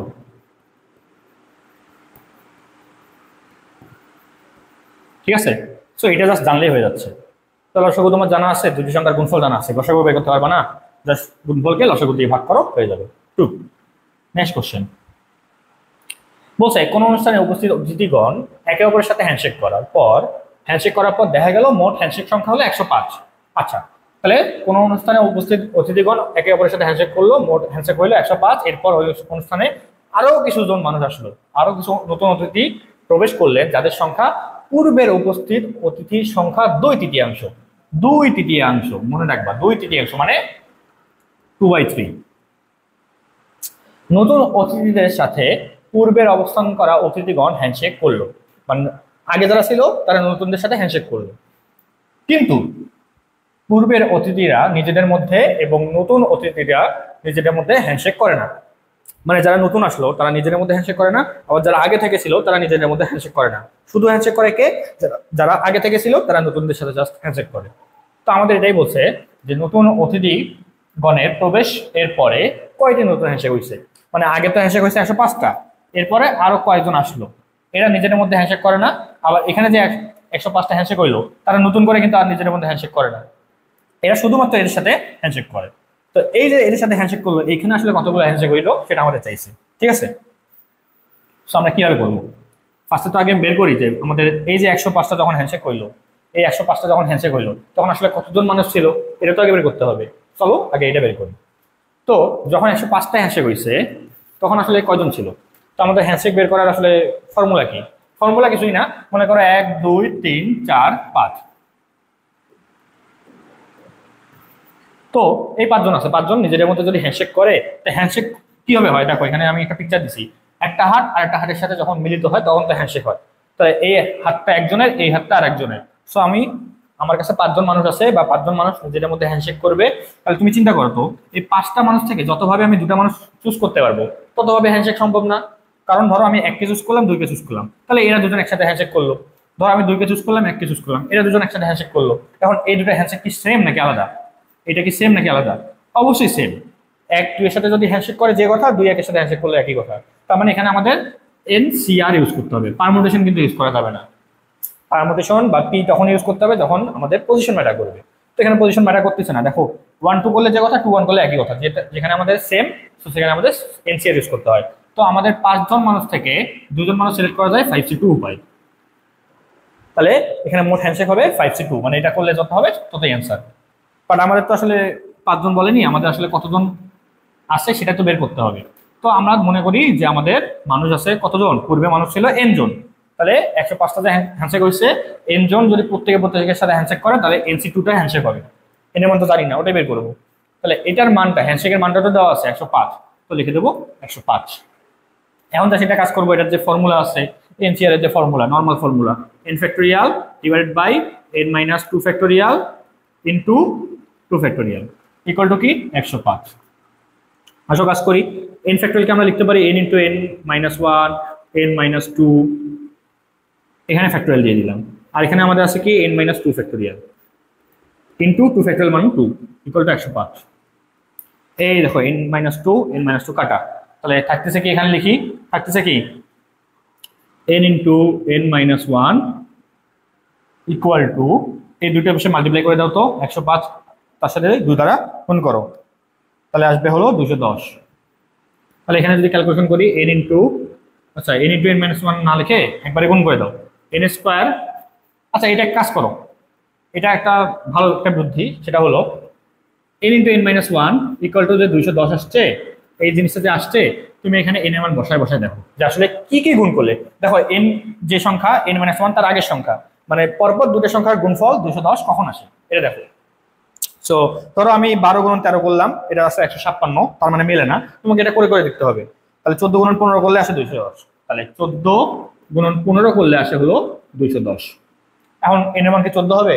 না, কারণ n মাইনাস ওয়ান তো আগের সংখ্যা, n এর আগের সংখ্যা, তাহলে এটা যেহেতু কম তাহলে এটাই হবে 14, আর n এর মানটা কোনটা হবে 15। সো n ইকুয়াল টু হবে হলো 15। এইভাবে বের করলে আসলে ইজি হয়। তুমি এখন আসলে ভাঙায় ভাঙায় দেখাচ্ছে, ডিরেক্ট গুণ করবা, গুণ করে আসলে দেখবা যে কখন 210 হয়। সো n এর মান আসলে হচ্ছে কি 15, 15 করলে আসলে 210 আসতেছে। ভালো কথা, খুবই ভালো কথা। সো x এর মান যেহেতু 15 আসছে, সরি x কেন লিখছি, এটা হবে আসলে n। সো n এর মান যেহেতু আমাদের আসলে 15 আসছে, তো সেই ক্ষেত্রে আসলে বলতে পারতেছি পূর্বে মানুষ ছিল 15 জন। আচ্ছা, পূর্বে মানুষ ছিল 15 জন, কোনো সমস্যা নাই। এখন বলছে নতুন আরো অতিথি আসছে হলো 2/3। পূর্বের মানুষের চেয়ে 2/3। তাহলে পূর্বের মানুষ কতজন ছিল? পূর্বে মানুষ ছিল 15 জন। তো এটার সাথে 2/3 মানুষ কি আসছে, নতুন আসছে, তার মানে কি 2/3 মাল্টিপ্লাই করতে হবে। 2/3 মানে কি 2/3। সো একটু কাটাকাটি করো, 3 5 15 ইকুয়াল টু 10। তার মানে 10 জন নতুন মানুষ আসছে। তাহলে এই 15 জন কিন্তু নিজের মধ্যে আর হ্যান্ডশেক করে না, একবার তো করে ফেলছে, বারবার কি হ্যান্ডশেক করবে? এত সময় আছে, 210টা হ্যান্ডশেক অলরেডি হয়েছে।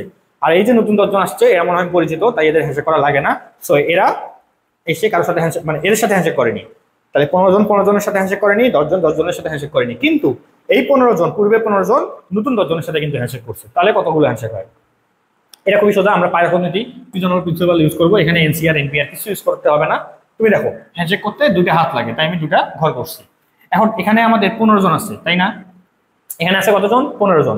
তাহলে এই 15 জনকে যদি আমি নাম্বারিং করি 1 2 3 4 এভাবে করে 15 পর্যন্ত, তাহলে এই জায়গায় চিন্তা করো তো, এই জায়গায় আমি 15 জনের যে কোনো একজন তো শুরু করতে পারে হ্যান্ডশেক, তাই না? 1 নাম্বার মানুষও শুরু করতে পারে, 15 নাম্বার মানুষও শুরু করতে পারে হ্যান্ডশেকটা, বা হাত বাড়াই দিতে পারে। সো এখানে আমার দেওয়ার অপশন হলো 15টা। আর এই যে 10 জন আছে, এই 10 জনের যে কোনো একজন তার সাথে হ্যান্ডশেক করতে পারে, ঠিক আছে? যে কোনো একজন করতে পারে, মানে 1 নাম্বার মানুষও হ্যান্ডশেক করতে পারে, 10 নাম্বার মানুষও কিন্তু চাইলে শুরুতে হ্যান্ডশেক করতে পারে। সো এই ঘরের জন্য অপশন আমার 10টা। তো অ্যাকচুয়ালি 15 ইন্টু 10 কি হয়, মাল্টিপ্লাই করতে হবে না? তাহলে 150। তাহলে 150টা আমাদের নতুন হ্যান্ডশেক হচ্ছে। খুবই সিম্পল হিসাব। তাহলে চলো পরের প্রশ্ন যাই। আচ্ছা, তো এখানে বলছে 1 ফ্যাক্টোরিয়াল 2 ফ্যাক্টোরিয়াল এভাবে করে 3 ফ্যাক্টোরিয়াল 4 ফ্যাক্টোরিয়াল 5 ফ্যাক্টোরিয়াল সব যোগ করছে। যোগ করতে করতে 124 ফ্যাক্টোরিয়াল পর্যন্ত চলে গেছে। তাহলে এই যে পুরো যোগফল, এটা মানে বড় একটা যোগফল, বিরাট বড় একটা যোগফল। সেই যোগফলটাকে 7 দিয়ে ভাগ করতে হবে এবং আমাদের রিমাইন্ডার বা ভাগশেষ কত এটা আমাদের বের করতে হবে। তো তার মানে এত বড় বড় যোগ করতে হবে আমাকে? কখনোই না, এটার অবশ্যই টেকনিক আছে। তো আমি একটু যদি লিখি 1 factorial plus 2 factorial plus 3 factorial plus 4 factorial plus 5 factorial plus 6 factorial plus 7 factorial plus 8 factorial plus 9 factorial, এভাবে করে করতে করতে করতে করতে যোগ করতে করতে কতজন যেতে হবে? 2024 ফ্যাক্টোরিয়াল। কেন 2024, কেন 2025 26 27 28 যা দেখ না কেন, কোনো যায় আসে না। মেইন জিনিসটা হলো দেখো, এখানে 1 factorial 2 factorial 3 factorial 4 factorial 5 factorial 6 factorial. আচ্ছা, এই ফ্যাক্টোরিয়াল মানে কি সেটা কি বোঝো? এই 1 ফ্যাক্টোরিয়াল মানে আসলে খালি 1 বোঝায়, 2 ফ্যাক্টোরিয়াল মানে বোঝায় 2 ইন্টু 1, 3 ফ্যাক্টোরিয়াল মানে বোঝায় 3 ইন্টু 2 ইন্টু 1, 4 ফ্যাক্টোরিয়াল মানে বোঝায় 4 ইন্টু 3 ইন্টু 2 ইন্টু 1, ঠিক আছে? আর 5 ফ্যাক্টোরিয়াল মানে বোঝায় হলো 5 into 4 into 3 into 2 into 1, 6 factorial মানে বোঝায় 6 into 5 into 4 into 3 into 2 into 1। আর এখানে 7 ফ্যাক্টোরিয়াল মানে বোঝায় 7 into 6 into 5 into 4 into 3 into 2 into 1। বা এগুলো লিখলাম না। তো কথা হচ্ছে, আমি একটা জিনিস বারবার শিখাই যে a প্লাস বি এটাকে যদি তুমি সি দ্বারা ডিভাইড করো, আমি ইন্ডিভিজুয়ালি এ কে সি দ্বারা ডিভাইড করি প্লাস বি কে সি দ্বারা ডিভাইড করি, এই আকারে লিখতে পারি। সো আমার এই পুরো টার্মটাকে কি বলছে, 7 দ্বারা ভাগ করতে হবে, পুরোটাকে 7 দ্বারা ভাগ করতে হবে। তো আমি যদি আলাদা আলাদা করে এদেরকে 7 দ্বারা ভাগ করি তাহলে কিন্তু কোনো সমস্যা নেই, করতে পারবো। তো কথা হচ্ছে, এটাকে 7 দ্বারা ভাগ করলে জীবনে ভাগ যাবে না, 2 ফ্যাক্টোরিয়ালকে মানে 2 ইন্টু 1 কে 7 দ্বারা ভাগ করলে জীবনে ভাগ যাবে না, এটাকেও যাবে না, এটাকেও যাবে না, এটাকে যাবে না, এটাকে যাবে না, বাট এটাকে যাবে। কেন যাবে? কারণ অলরেডি এর মধ্যে একটা 7 চলে আসছে। 7 ফ্যাক্টোরিয়াল মানে কি 7 into 6 into 5 into 4 into 3 into 2 into 1। So already 7 চলে আসছে। 8 ফ্যাক্টোরিয়াল মধ্যে কি হবে, 8 ইন্টু 7 ইন্টু এভাবে করে করে 1 পর্যন্ত সংখ্যাগুলো গুণফল, এখানেও 7 আছে। তো 7 ফ্যাক্টোরিয়াল থেকে শুরু করে বাকি পরের গুলোর মধ্যে প্রত্যেকটার মধ্যেই 7 আছে। তো যেখানে 7 আছে আমি যদি ইন্ডিভিজুয়ালি 7 দ্বারা প্রত্যেকটা পার্টকে এই পার্টকে এইভাবে করে ভাগ করতে যাই, দেখবা 7 ফ্যাক্টরিয়াল থেকে বাকি প্রত্যেকটা পার্টই ভাগ যাবে। কারণ প্রত্যেকটার মধ্যে অলরেডি 7 আছে, ভাগ যাবে না কেন? প্রশ্ন হলো যাবে না কেন? অবশ্যই যাবে, কারণ প্রত্যেকটার মধ্যে তো ভিতরেই 7 আছে, তো 7 দ্বারা ভাগ করলে যাবে না? যাবে। তার মানে এই জায়গা থেকে শুরু করে এই পার্ট পর্যন্ত যে 6 ফ্যাক্টরিয়াল আছে এদেরকে কখনোই 7 দ্বারা ভাগ করলে যাবে না। তার মানে বাকিগুলো কিন্তু সব যাবে, এগুলো সব এখান থেকে শুরু করে এই পর্যন্ত যতগুলো সংখ্যা আছে সবগুলো 7 দ্বারা ভাগ যাবে, বাট এটা যাবে না। তাহলে এখন কি করব? কিছু করার নাই, এগুলো তোমাকে যোগ করতে হবে। তাহলে 1 ফ্যাক্টরিয়াল মানে 1, 2 ফ্যাক্টরিয়াল মানে 2, 3 ফ্যাক্টরিয়াল মানে 3 × 2 × 1 মানে 6, 4 ফ্যাক্টরিয়াল মানে 4 × 3 × 2 × 1 মানে কত? 24। তারপর 5 ফ্যাক্টরিয়াল মানে 120, 6 ফ্যাক্টরিয়াল মানে 720। তো এখন একটু কষ্ট করে এগুলো যোগ করো, তো যোগ করলে কত হয়? 1 + 2 + 6 + 24 + 120 যোগ 720, তো আসে হলো 873। সো এইটাকে তোমাকে অ্যাকচুয়ালি 7 দ্বারা ডিভাইড করতে হবে, বাকিগুলো তো ভাগ যায়, বাকিগুলো ভাগশেষ 0। এটাকে ভাগ করলে যে রিমাইন্ডার পাবা, মানে ভাগশেষ পাবা, সেটাই তোমার অ্যান্সার হয়ে যাবে। তাহলে ভাগ করি, তো আসো 873 না, 873, তো এটাকে 7 দ্বারা ডিভাইড করো, 7 × 1 = 7, তাহলে 1 17, 7 × 2 = 14, তাহলে 3, তাহলে আবার 3 নামলো, তাহলে 4 × 7 = 28, তাহলে 28, তাহলে কত থাকে? 5, দেখারই তো জায়গা নেই। আচ্ছা 5, তার মানে এক কথায় আমাদের ভাগশেষ 5, ঠিক আছে, ভাগশেষ 5।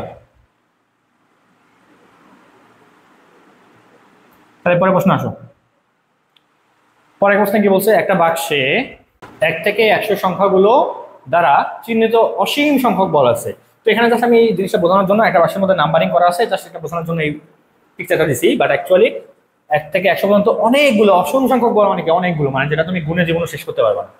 তুমি সর্বোচ্চ কতটি ভিন্ন ভিন্ন সংখ্যা বিশিষ্ট বল বাছাই করতে পারবে যেন তাদের গুণফল 2025-এর সমান হয়? তাহলে কি একটা বাক্সের মধ্যে অনেকগুলো বল আছে, 1 থেকে 100 পর্যন্ত নাম্বারিং করা আছে, তুমি ম্যাক্সিমাম কতগুলো আসলে বল বাছাই করতে পারবা যেন তাদের গুণফলটা আসলে কি হয়? 2025-এর সমান হয়। তাহলে আসলে এইটার মানে সর্বোচ্চ, যেহেতু বলছে সর্বোচ্চ ভিন্ন ভিন্ন সংখ্যা বিশিষ্ট, আসলে এই জায়গায় বল বাছাই করতে বলছে না, ম্যাক্সিমাম আসলে কতগুলো ভিন্ন ভিন্ন বল, ভিন্ন ভিন্ন হইতে হবে। এখানে কিন্তু বলে দিছে ভিন্ন ভিন্ন, মানে একটা বল তুমি একবার কাউন্ট করলে ওই বলটা কিন্তু আবার নিতে পারবা না। ওকে, আচ্ছা, তো এটা খুব সহজে তুমি করতে পারবা আসলে, যেহেতু 2025 বলছে। তুমি একটু এটাকে ভাঙাবা, ঠিক আছে, তোমাকে একে ভাঙাইতে হবে।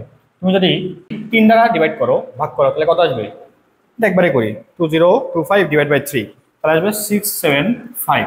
তো আবার যদি তুমি এটাকে 3 দ্বারা ডিভাইড করো তাহলে পাবা হলো 225। আবার তুমি যদি 3 দ্বারা ডিভাইড করো তাহলে পাবা হলো 75। আবার যদি তুমি এটাকে 3 দ্বারা ডিভাইড করো তাহলে পাবা হলো 25। আবার তুমি 5 দ্বারা করলে 5। তো এক কথায় এই 2025 কে তুমি লিখতে পারবা কিভাবে? 3⁴, 4টা 3 আছে এখানে, আর 5² × 5²। আচ্ছা, তো 4টা 3 যেহেতু আছে, আমি এটাকে 3 × 3 × 3 × 3 লিখতে পারি, আর একে লিখতে পারি 5 × 5। আচ্ছা, এখন যেহেতু আমাদেরকে ডিফারেন্ট বল চুজ করতে হবে, ভিন্ন ভিন্ন বল চুজ করতে হবে, সো ফার্স্টেই আমি চিন্তা করবো 1-এর কথা, কারণ 1 আসলে সবার সাথে গুণ করলেও ওই গুণফলটা ওটাই থাকবে। আমাদের মিল করতে হবে কত? 2025। আর এটা গুণ করলে কত হয়? এটা গুণ করলে কত হয়? এটা আসে তোমার 81, এটা আসে তোমার 25, ঠিক আছে। 81 আর 25 গুণ করলে কত হয়? 2025। আচ্ছা, তো 1 তো নিলাম, 1 নিলাম, এখন মানে 1 নাম্বার যেখানে আর কি বলটা মানে বলের মধ্যে যেখানে 1 নাম্বার লেখা আছে ওই বলটা নিচ্ছি। 1 থেকে 100 পর্যন্ত, 100 বেশি কিন্তু যাওয়া যাবে না। আচ্ছা, এখন তুমি যদি বলো যে আমি 25 নাম্বার বল নিলাম আর 81 নাম্বার বল নিলাম, হ্যাঁ অ্যান্সার হয়ে গেছে, যে 3টা বল নিলাম, হ্যাঁ হবে, সমস্যা নেই, সবগুলো ডিফারেন্ট। বাট এর চেয়ে কি বেশি হতে পারে না? সর্বোচ্চ বলছে, বলে দিচ্ছে সর্বোচ্চ, আর কি সম্ভব না? তোমাকে তো এই জন্য মাথায় রাখতে হবে যে সর্বোচ্চ বলছে, তো আমি কিভাবে কাজ করলে সর্বোচ্চ হয় সেটা তো দেখতে হবে। তুমি যদি 4টা 3 একসাথে গুণ করো তাহলে তো 81 হবে। তুমি যদি দুটো করে নাও তাহলে 3 × 3 = 9, 3 × 3 = 9। সো আমাকে 2বার 9 নিতে হচ্ছে, বাট 2বার তো নেওয়া যাবে না, ডিফারেন্ট আমাদের বল নিতে হবে, কাউন্ট করতে হবে। সো এই জন্য আমি কি করব? আমি এখান থেকে একটা 3 নেব আর বাকি 3টা 3 নিয়ে নেব। তাহলে 3 × 1 = 3, 3 × 3 = 9, 3 × 9 = 27, ঠিক আছে। একটা 3 নিয়েছি আর বাকি 3টা 3 আমি একসাথে গুণ করে 27 নাম্বার যে বলটা আসছে ওই বলটা নিয়েছি। তাহলে 1 নেওয়া হয়েছে, 3 নেওয়া হয়েছে, 27 নেওয়া হয়েছে। এখন 5 × 5 তো নেওয়া যাবে না, 2টা বল নেওয়া যাবে না, 25ই আমাকে নিতে হবে। দেখো 4টা বল পাইলাম। তাহলে আমি এই নাম্বারগুলো যে বলের মধ্যে আছে সবগুলো দেখো তো 1 চেয়ে কম না, 1 থেকে 100 পর্যন্তর মধ্যে তো আছে। তাহলে 1, 3, 27 আর 25 এই 4টা বল যদি আমি সিলেক্ট করি, সিলেক্ট করে যদি নেই, ম্যাক্সিমাম কিন্তু এই 4টা বলের বাইরে কিন্তু যাওয়া যাচ্ছে না। তো এই 4টা বল যদি আমি নেই তাহলে সবগুলো কিন্তু ডিফারেন্ট, ভিন্ন ভিন্ন। তো বল যদি বাছাই করি তাহলে তাদের গুণফল কি হবে? এটার গুণফল কি হবে? 2025 হবে।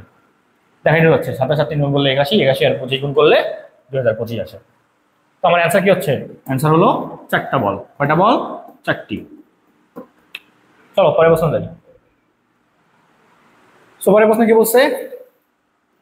4 এর পাওয়ার আছে 2025 মাইনাস 4 এর পাওয়ার হলো 2023 ডিভাইড বাই আছে কি 4 এর পাওয়ার 2024 প্লাস 4 এর পাওয়ার 2023। সো এটা জাস্ট মান নির্ণয় করতে বলছে, ঠিক আছে। সো আমি একটা কাজ করি, এখানে দেখো পাওয়ার ম্যাক্সিমাম কি আছে? 2023 আছে। তো 2023 হলো মিনিমাম আছে, ম্যাক্সিমাম না, সরি মিনিমাম আছে। সো আমি 4 এর পাওয়ার 2023 উপর থেকে আমি যদি কমন নেই তাহলে কি আসবে? 4 এর পাওয়ার আসবে 20, আচ্ছা 4 এর পাওয়ার 2 আসবে 23, হ্যাঁ 2 আসবে। জিনিসটা একটু বোঝাই দেই, দেখো মনে করো এক্স এর পাওয়ার পি আছে কিন্তু এক্স এর পাওয়ার কিউ আছে। তো আমি কিন্তু লিখতে পারবো এক্স এর পাওয়ার পি প্লাস কিউ। আর যদি পি প্লাস কিউ থাকে সেখান থেকে আমি ভাঙাই কিন্তু এক্স এর পাওয়ার পি প্লাস মানে এক্স এর পাওয়ার পি ইন্টু এক্স এর পাওয়ার কিউ লিখতে পারি, ঠিক আছে। মানে এটা থাকলে এটা লিখতে পারি, এটা থাকলে এটা লিখতে পারি। তো আমার 2025 আছে, তো আমি 2025কে যদি একটু ভাঙাই লিখি তাহলে কি পাবো? 2023 যোগ 2। সো আমি যদি 2023 কমন নেই এটা চলে গেছে, তার মানে 2 থাকবে, এখন ওই জন্য 2 লিখছি। আর এখান থেকে তো 4 এর পাওয়ার 2023 তো পুরোটাই কমন নেওয়া হয়েছে, মানে 1 থাকতেছে, বলে আবার 0 লিখিও না। ডিভাইড বাই কি হবে? এখান থেকে আমি 2023 কমন নেই, 4 এর পাওয়ার 2023 কমন নিলে কি থাকবে? 1 থাকবে, 4 এর পাওয়ার 1 মাইনাস প্লাস এখানে কি থাকবে? 1 থাকবে। এখানকার 4 এর পাওয়ার 2023 কাটো, এখানকার 4 এর পাওয়ার 2023 কাটো, তাহলে থাকে কি 4 স্কয়ার মানে 16 মাইনাস 1, এটা হলো 4 প্লাস 1, তাহলে উপরে থাকে 15, নিচে থাকে 4 একে 5, কাটাকাটি করলে থাকে 3। সো অ্যান্সার হলো 3। তাহলে চলো পরেরটাই যাই। এখানে বলছে আমাদের মান নির্ণয় করো 5 ইন্টু 8 এর পাওয়ার n প্লাস 3 ইন্টু 8 এর পাওয়ার n ইকুয়াল টু 2 এর পাওয়ার 2025। সো তুমি এক কাজ করো, 8 এর পাওয়ার nটা কমন নাও, তাহলে কি থাকবে? 5 প্লাস 3 ইকুয়াল টু 2 এর পাওয়ার 2025। তাহলে 8n এটা কি হয়? ইন্টু 8 হয়, তাই না? হ্যাঁ, ইকুয়াল টু 2025, আচ্ছা 2 এর পাওয়ার 2025। এখন এক কাজ করো, 8n ইকুয়াল টু কি হয়? 2025, 2 এর পাওয়ার 2025 যেটা, এটাকে তুমি ডিভাইড করো, 8 দ্বারা ডিভাইড করবা, বাট এই 8 কে কিন্তু আমি লিখতে পারি 2 কিউব, ঠিক আছে। 3 বার 2 গুণ করলে আসলে 8 আসে, সো আমি 2 কিউব লিখতে পারি। এখানে আবার আরেকটা জিনিস দেখো, যদি হয় এক্স এর পাওয়ার পি ডিভাইড বাই যদি এক্স এর পাওয়ার কিউ থাকে, সো আমি এখানে এক্স এর পাওয়ারগুলো মাইনাস করে দিতে পারি। আগেবার যেমন গুণ ছিল যোগ হয়েছে, এবার খালি মাইনাস হয়েছে। সো এখানে আমাদের 2025 থেকে 3 বাদ যাবে আসলে, ঠিক আছে। তাহলে 8 এর পাওয়ার যে n এটা ইকুয়াল টু কি হবে? 2 এর পাওয়ার জাস্ট 2024 থেকে সরি 2025 থেকে মাইনাস খালি হবে কত? 3। তাহলে 8 এর পাওয়ার n, তাহলে 2 এর পাওয়ার কি দিব? 2022 নাকি? আচ্ছা, সো আবার একটা জিনিস দেখো, এখানে আমি যদি এক্স এর পাওয়ার ধরো পি আছে, এর পাওয়ার যদি কিউ থাকে, সো আমি একবারে বলতে পারি এক্স এর পাওয়ার পি কিউ, ঠিক আছে। সো এখানে আমাদের 2 এর পাওয়ার কিউ, 8 কে লিখতে পারি 2 এর পাওয়ার কিউ, এর পাওয়ার দিতে পারি n, এটাকে কি লিখতে পারবো? 2 এর পাওয়ার 3n, মানে জাস্ট মাল্টিপ্লাই করবো, এখানে যেমন মাল্টিপ্লাই হচ্ছে পি কিউ, এখানে মাল্টিপ্লাই করতে পারবো। সো এটা ইকুয়াল টু লেখো 2 এর পাওয়ার 2022। এখন যখন দেখবা যে সংখ্যা সেম হয় তখন আমাদের পাওয়ারগুলো কি হয়? ইকুয়াল হয়। সো আমি বলতে পারি 3n ইকুয়াল টু 2022, অতএব n ইকুয়াল টু কি হবে? 2022 ডিভাইড বাই 3। সো করলে কত আসে? এটা 674, n এর মান আসছে 674। সো এটাই আনসার, n এর মান এটা চাইছে আমাদের। চলো পরের প্রশ্ন, এটা আমাদের শেষ প্রশ্ন, একদম শেষ প্রশ্ন। তো বলছে কি মাজেদ, মাহমিদ আর ইমন তাদের সব মোজা এক ডয়ারে রাখে। মাজেদের 5 জোড়া, তাহলে মাজেদের 5 জোড়া মোজা। এরপর মাহমিদের কয় জোড়া বলছে? 6 জোড়া মোজা। এবং ইমনের 7 জোড়া মোজা। তাহলে ইমনের 7 জোড়া মোজা রয়েছে। তারা সাধারণত কে কার মোজা পড়ছে সেদিকে খেয়াল রাখে না। ইমন ডয়ারে না দেখে কয় জোড়া মোজা বের করার পর নিশ্চিত হতে পারবে যে সে নিজের মোজা বের করছে। তাহলে কে মোজা বের করতেছে? ইমন। তাহলে এখন ইমনের যেহেতু মোজা বের করতে হচ্ছে, সো সে মিনিমাম কতগুলো মোজা, সরি মিনিমাম নাকি, হ্যাঁ মিনিমাম বলছে, যে মিনিমাম আসলে কতগুলো মোজা তুললে সে একদম নিশ্চিত গ্যারান্টি দিয়ে বলতে পারবে যে সে নিজেরটা তুলছে, কিন্তু চোখ বন্ধ করে তুলতেছে, কিন্তু সে কিন্তু দেখতেছে না। তো এই টাইপের ম্যাথের ক্ষেত্রে আমি বারবার বলছি যে এই টাইপের ম্যাথের ক্ষেত্রে আমাদেরকে ওয়ার্স্ট কেস, সবচেয়ে খারাপ কেস চিন্তা করতে হবে। মনে করো সে 5টা মোজা তুলছে, সেই 5টা মোজার মধ্যে হইতে পারে যে তার মোজা উঠছে, বাট এমনও তো হতে পারে যে তার মোজা ওঠেনি। যেহেতু এখানে একটা জিনিস বলে দিচ্ছে যে নিশ্চিত হতে হবে, যেহেতু নিশ্চিত ভাবে হইতে হবে, তো এই ক্ষেত্রে আমি ধরে নিব যে 5টা মোজা তুলছে, ওই 5টা মোজা ওঠেই নাই ওর। এইভাবেই কাজটা করতে হবে। সো মনে করো সে 5টা মোজা তুলছে, সেই 5টা মোজা উঠছে কার? মাজেদে। তার মানে কি তার এখনো ওঠেনি। আবার মনে করো সে আরো 6টা মোজা তুলছে, তাহলে এবার সেই 6টা মোজা উঠছে মাহমুদের। হতে পারে না? হতে পারে। সো তাও কিন্তু এখন পর্যন্ত তার কিন্তু নিজের মোজা ওঠেনি। কিন্তু এই 5 আর 6 11টা মোজা যে তুললো, মানে 11টা মোজা বলতে 11 জোড়া মোজা তুলছে, এখানে কিন্তু জোড়ার কথা বলছে। সো 11 জোড়া মোজা তুলছে, তোলার পরেও কিন্তু সে বলতে পারতেছে না শিওরলি যে তার কাছে ওর নিজের মোজা আছে। বলতে পারবে? বলতে পারবে না। যদি এরকম হয় যে 5টা এর উঠছে বা 6টা এর উঠছে, তাহলে জীবনে বলতে পারবে না। তো এখন এগুলো তোলার পর তো আর বাক্সের মধ্যে বা ডয়ারের মধ্যে কিন্তু এই 7টা এর নিজের মোজা ছাড়া কিন্তু আর কারো মোজা নেই। সো এখন যদি আর একটা মোজা তুলে ফেলে বা একটা জোড়া মোজা তুলে ফেলে, তাহলে ও এবার গ্যারান্টি দিয়ে বলতে পারবে এবার 100% ওর মোজা উঠছে। সো আমাদের অ্যান্সার হচ্ছে 12। শেষ, আমাদের আর কোনো প্রশ্ন নাই। আমরা এতক্ষণ ধরে প্রত্যেকটা প্রশ্ন আমরা বুঝে বুঝে সলভ করলাম। কিছু প্রশ্ন ছিল একটু ট্রিকি, কিছু প্রশ্ন ছিল একদমই ইজি। তো সবগুলো কিন্তু আমাদের সলভ করা শেষ। তো এরকম প্রশ্ন আসলে যদি তুমি সলভ করতে চাও, এরকম কঠিন প্রশ্নগুলো মানে ম্যাক্সিমামই আসলে কঠিন প্রশ্নগুলো যদি সলভ করতে চাও, তাহলে কিন্তু তুমি আমাদের নেক্সট যে কোর্স আমাদের এপ্রিল মাসের পরে মে মাসে যে শুরু হচ্ছে, সেই কোর্সে কিন্তু যুক্ত হতে পারো। তো যুক্ত হওয়ার জন্য হোয়াটসঅ্যাপ নাম্বারে যোগাযোগ করিও, তাহলে তুমি যুক্ত হতে পারবা। আর আমাদের ফেসবুক গ্রুপের মধ্যে তুমি জয়েন থাকলে আসলে সবগুলো ইনফরমেশন পেয়ে যাবা। যাই হোক, আজকের প্রত্যেকটা প্রশ্ন আশা করি বুঝছো। কোনো প্রশ্ন থাকলে করতে পারো। আজকে এই পর্যন্তই, দেখা হচ্ছে নেক্সট ক্লাসে। আল্লাহ হাফিজ।